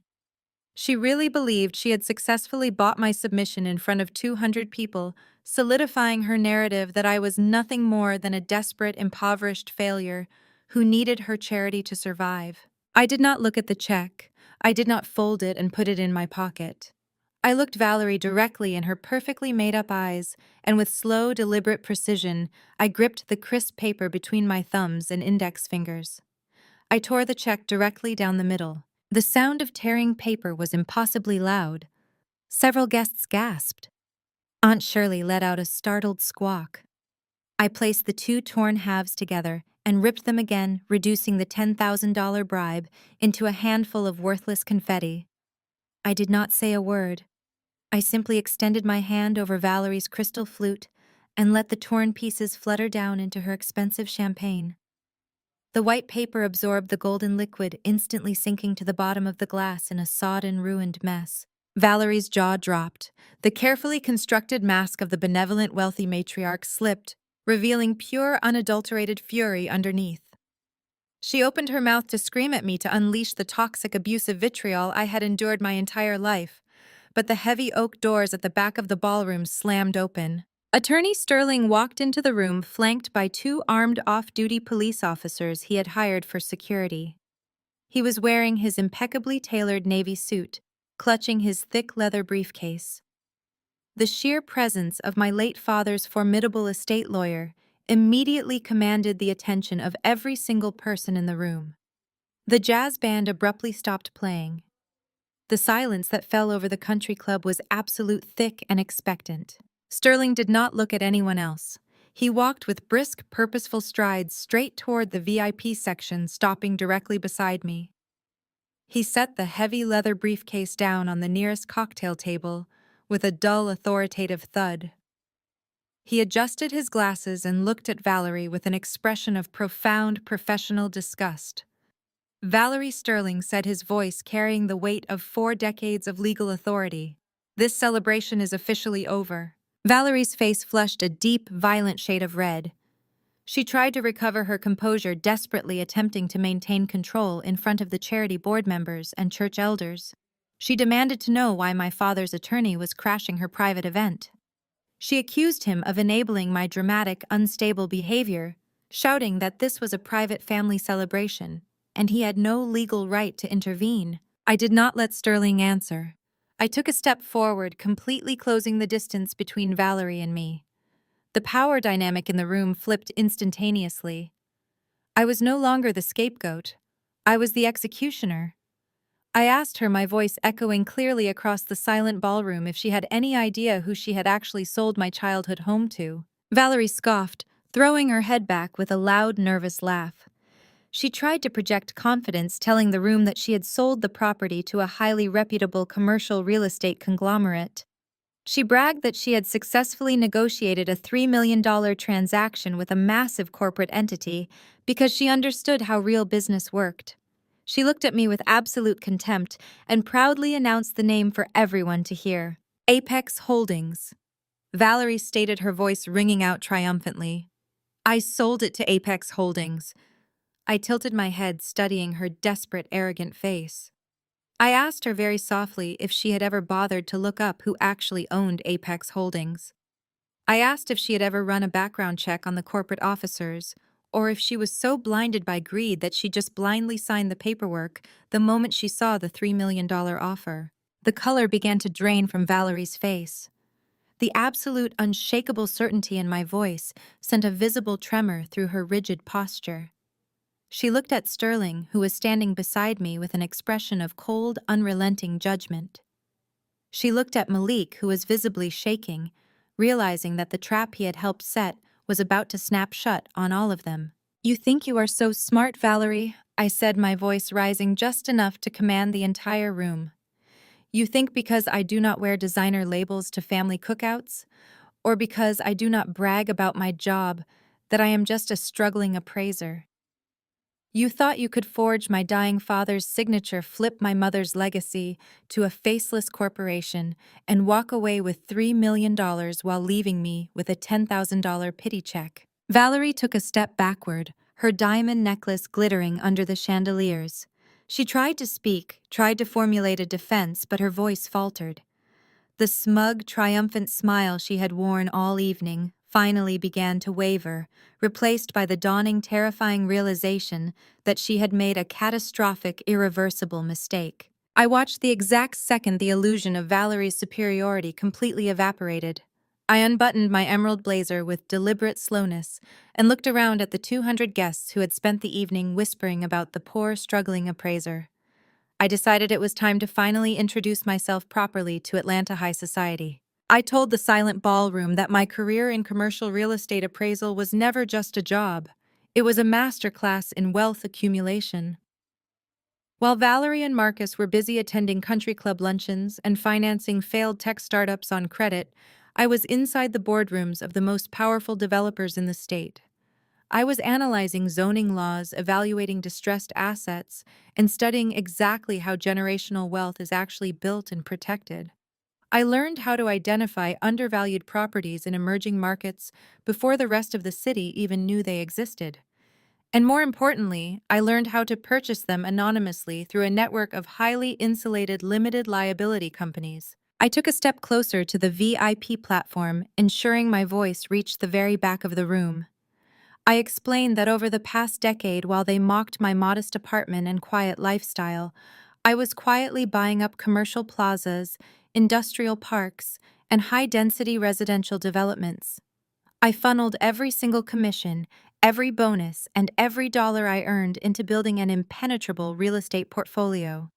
I did not just work for the industry, I owned a massive portion of it. I looked directly at Valerie, whose mouth was opening and closing like a suffocating fish. I told her that 5 years ago I consolidated my assets and formed a parent company to manage my acquisitions. I named it Apex Holdings. I am the sole anonymous founder. I am the acting chief executive officer. And you, Valerie, just sold my mother's historic brownstone directly to me. A collective deafening gasp ripped through the ballroom. The sound of a glass shattering echoed from the bar area as Marcus literally dropped his expensive bourbon. The golden liquid pooled around his designer shoes, but he did not even look down. Chloe staggered backward, her hands flying to cover her mouth, her eyes darting toward the exit as if calculating the fastest way to escape the building. Malik looked like he was going to vomit right there on the polished marble floor. Aunt Shirley let out a low, horrified moan and sank heavily into a nearby chair, frantically fanning herself as the truth set in. Valerie began shaking her head frantically. Her meticulously styled hair fell across her face as she backed away from me. She stammered that it was impossible that a major transaction like that required layers of corporate approval, that my name was nowhere on the buyer agreement. I smiled and gestured to Attorney Sterling, who opened his briefcase and pulled out the finalized settlement statement. I explained that the beauty of a ghost corporation is absolute anonymity. I did not need to be in the room to sign the papers. My corporate acquisitions team handled the entire $3 million purchase without ever revealing my identity.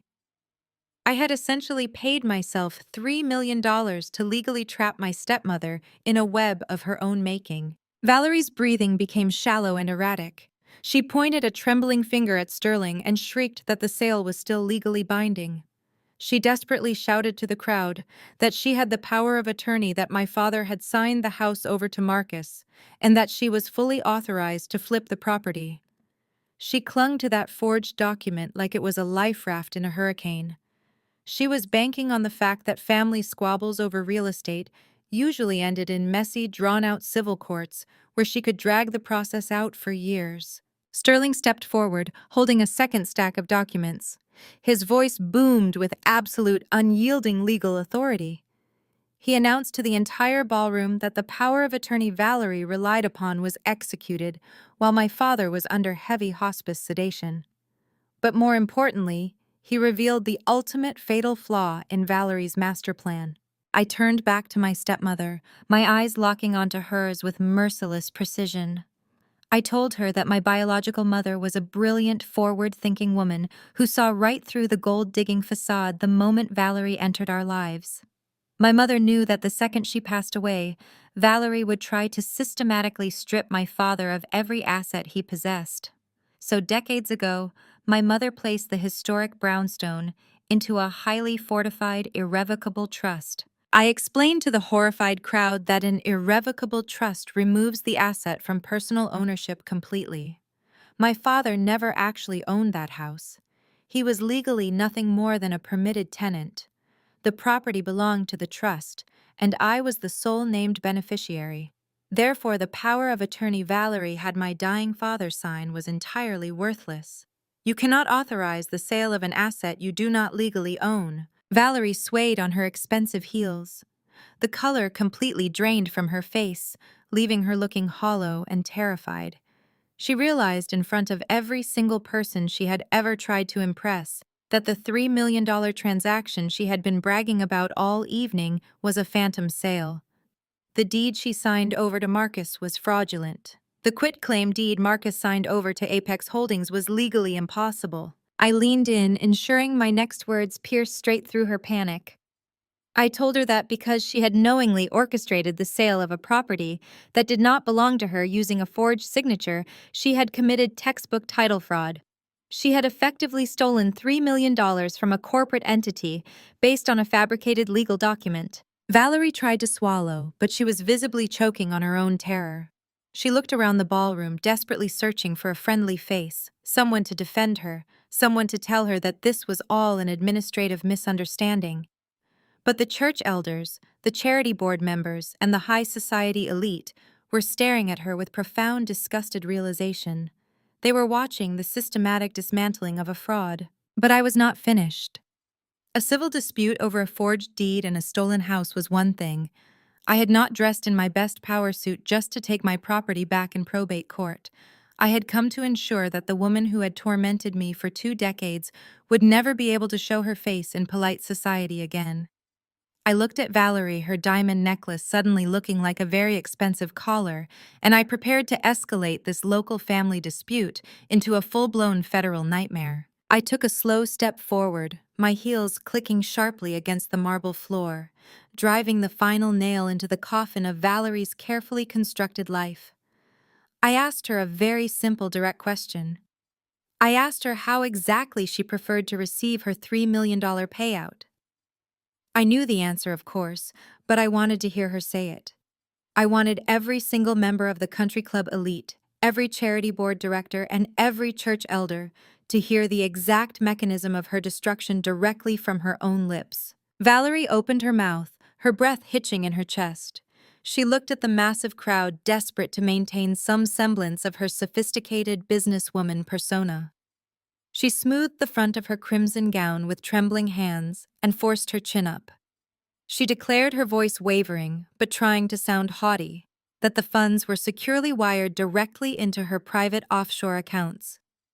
She said it was a standard clean electronic transfer handled by her title company, just like any other legitimate high-level commercial real estate transaction. I nodded slowly, letting a chilling smile spread across my face. I told her that was the most fatal mistake she had ever made in her entire life. I turned slightly, gesturing for Attorney Sterling to step forward with the final piece of documentation from his heavy leather briefcase. Sterling held up the bank routing confirmation sheet. He projected his voice so that even the waitstaff lingering by the kitchen doors could hear the absolute finality of his words. He announced that Apex Holdings is legally incorporated in Delaware, and the corporate escrow accounts used to fund this transaction are housed in a primary banking branch located in New York. He explained that when Valerie initiated the closing process and accepted that payout, the $3 million moved across state lines. It traveled electronically from a New York financial institution directly into her personal accounts here in Georgia. Valerie blinked, her eyes darting between me and the lawyer. She did not understand. She was so blinded by her own greed, so obsessed with securing Marcus's golden boy legacy and her own stolen wealth, that she lacked the basic legal comprehension to see the massive bear trap snapping shut around her ankles. She sputtered that interstate banking was perfectly normal, that wire transfers happen every single day in the real estate market. She looked around the room, expecting the other wealthy guests to nod in agreement and validate her business acumen. Nobody nodded. The real estate developers and corporate executives in the room were staring at her with wide, horrified eyes. They already knew exactly where I was going with this. I stepped right into her personal space, invading the bubble of superiority she had lived in for 2 decades. I told her that wire transfers are indeed normal for legitimate transactions, but when a person knowingly utilizes interstate electronic communications to receive funds generated by a fraudulent scheme, the legal classification of the act changes entirely. I explained that she did not just commit a messy civil property dispute over a forged signature.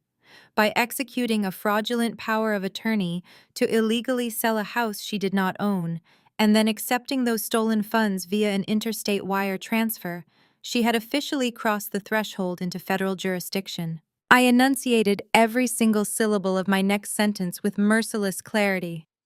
I told her that she had just committed federal wire fraud. A collective shudder went through the VIP section. The phrase hit the room like a physical shockwave. Civil lawsuits result in fine settlements and uncomfortable family dinners. Federal wire fraud results in the immediate involvement of the Federal Bureau of Investigation, asset forfeiture, and federal prison time. I watched the realization slowly penetrate Valerie's thick layer of arrogance. I watched her process the fact that she was no longer dealing with a bitter stepdaughter in a local probate court. She was going up against the federal government of the United States. I leaned in closer, dropping my voice so only she and the people immediately surrounding her could hear the final devastating mathematics of her greed. I informed her that under federal law, the penalty for wire fraud is up to 20 years in a federal penitentiary for each individual count. And because she routed the money through a secondary title company to wash the deed before it hit her personal accounts, she had likely triggered additional federal charges for money laundering and conspiracy. The physical reaction was instantaneous and absolute. The color completely vanished from Valerie's face, leaving her skin a sickly ashen gray. Her eyes rolled back slightly, losing focus. The heavy diamond necklace resting against her collarbone suddenly looked like a chain dragging her down to the bottom of the ocean. Her knees buckled under the crushing weight of a 20-year federal prison sentence. She reached out blindly, her manicured hands grasping at the empty air for support, but nobody stepped forward to catch her. The aunts and uncles who had spent their entire lives bowing to her authority instinctively recoiled. Aunt Shirley took 3 large steps backward to distance herself from a federal criminal. The charity board members she had spent years trying to impress physically turned their backs on her. Valerie collapsed heavily into one of the velvet dining chairs, her perfectly styled hair falling in disarray around her face. Her crimson gown bunched awkwardly around her waist. She looked small, terrified, and utterly defeated.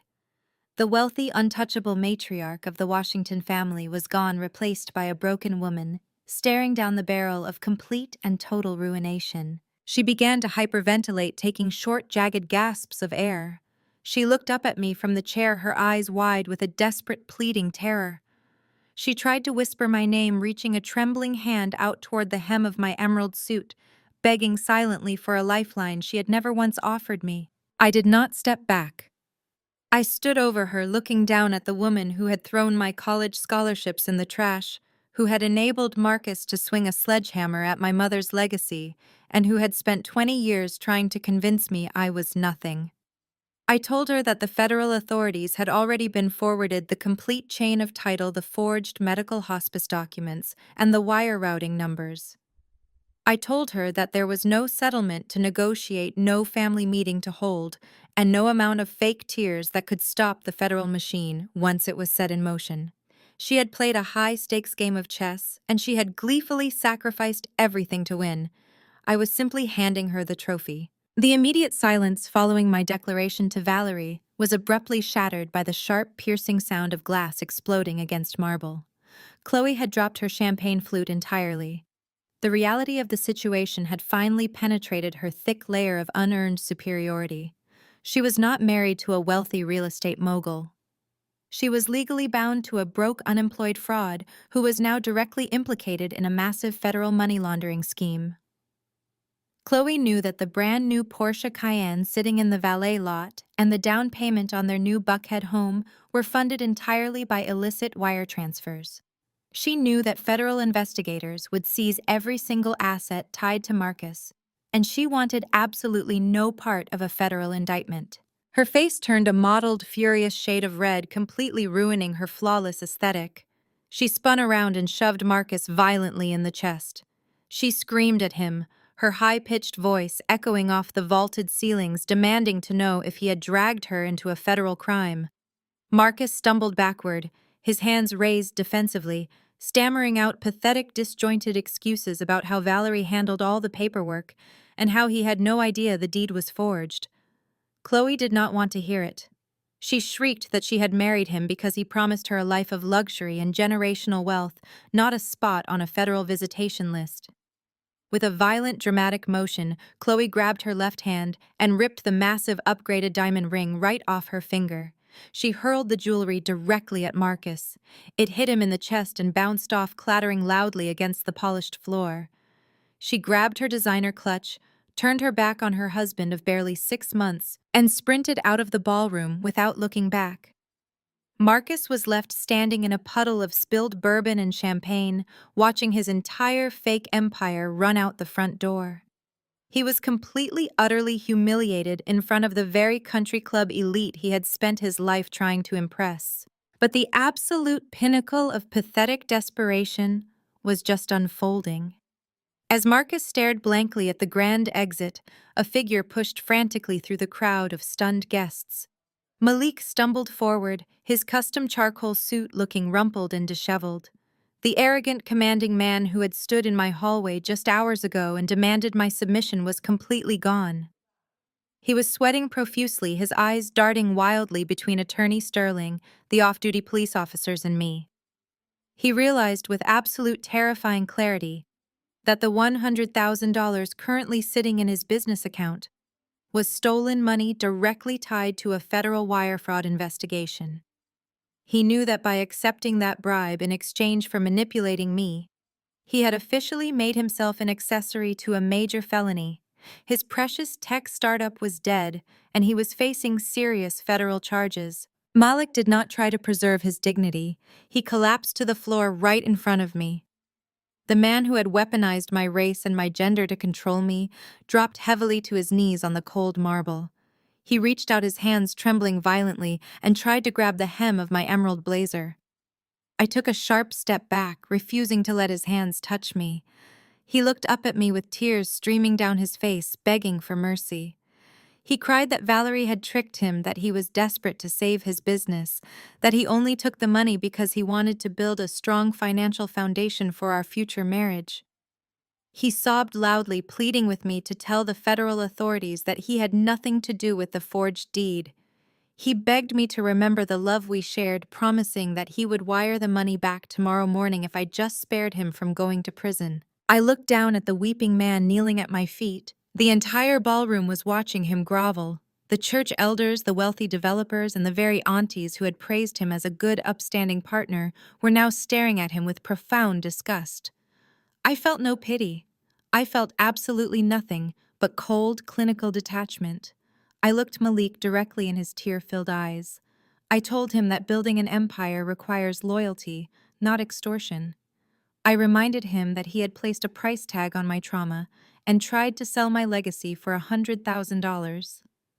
I told him to save his tears for the federal prosecutors because they were the only ones who could help him now. I did not wait for his response. I did not give him another second of my time. I simply lifted my chin, adjusted my posture, and physically stepped right over his kneeling body. I walked past him as if he were nothing more than a piece of trash on the floor, leaving him sobbing into his hands in the center of the ruined celebration. I stepped past Malik and kept my eyes fixed on the heavy oak doors at the back of the ballroom. Right on cue, the doors swung open for the final time tonight. A team of 6 men and women walked into the country club. They were not wearing designer evening gowns or tailored tuxedos. They were wearing dark, functional windbreakers with stark yellow lettering printed across the back. FBI. The federal agents bypassed the champagne tower, marched straight through the parted sea of terrified high society guests, and headed directly for the VIP section. The lead agent, a tall, unsmiling man with a thick folder in his hand, stopped right in front of Valerie. He asked her to confirm her identity. Valerie could barely whisper her own name. The agent did not lower his voice or try to protect her dignity. He informed her that she was being taken into federal custody for immediate questioning regarding multiple counts of interstate wire fraud, title fraud, and conspiracy to commit money laundering. He firmly asked her to stand up. Valerie did not move. Her body seemed entirely paralyzed by the sheer crushing weight of her reality. 2 agents stepped forward, gripping her arms and hauling her out of the velvet dining chair. The moment their hands touched her, the last remaining shred of Valerie's carefully curated wealthy matriarch persona violently shattered. She began to thrash and kick, her designer heels slipping desperately on the polished marble. The beautiful crimson gown twisted awkwardly around her legs as she fought against the federal agents, sobbing hysterically in front of all her prestigious friends. Then came the sound that completely silenced the entire room. The sharp, cold metallic click of steel handcuffs snapping shut around her wrists. Valerie thrashed her head around her perfectly styled hair, flying in every direction, and locked her eyes directly on me. She started screaming my name at the top of her lungs. She shrieked that I had set her up, that I was an ungrateful monster, and that I was destroying our family. As the agents dragged her away from the VIP platform, her screams turned into desperate, pathetic begging. She wailed that she was my mother, that she had raised me, and that I needed to call off my lawyers and fix this terrible misunderstanding immediately. Her voice echoed off the crystal chandeliers, raw and completely unhinged, until the heavy oak doors slammed shut behind her, cutting off her screams entirely. The silence that washed over the ballroom was absolute and absolute. I looked around at the remaining guests. Aunt Shirley was trembling violently, staring at her shoes, and refusing to make eye contact with me. Marcus was still standing in his own spilled drink, staring blankly at the empty space where his mother had just been arrested. The entire Washington family hierarchy had been permanently eradicated in less than 20 minutes. I turned to Attorney Sterling, who was calmly packing his documents back into his leather briefcase. I thanked him for his excellent legal counsel, smoothed the lapels of my emerald green suit, and walked straight out the front doors of the country club without looking back. The cool Atlanta night air felt incredibly refreshing against my skin. The valet quickly brought my car around to the cobblestone driveway. I stood there for a moment, looking up at the sprawling, brightly lit building, and let out a long, steady breath. Family is supposed to be your safe haven, but sometimes the people who share your blood are the very ones actively trying to bleed you dry.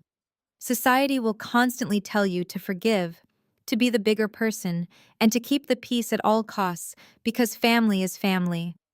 But blind loyalty is not a blank check to finance your own destruction. If someone is using your trauma to manipulate you, trying to steal your hard-earned legacy, to fund their ego, or demanding your submission to cover up their own massive failures, they are not your family. They are a liability, and the only way to protect your peace, your sanity, and your empire is to cut them off completely. You cannot build a solid foundation on toxic ground.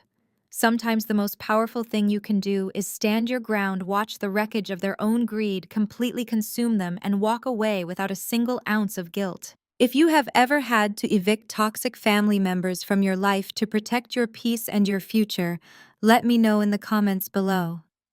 Hit the like button, subscribe to the channel, and share this story with someone who needs the courage to finally stand up and take their power back.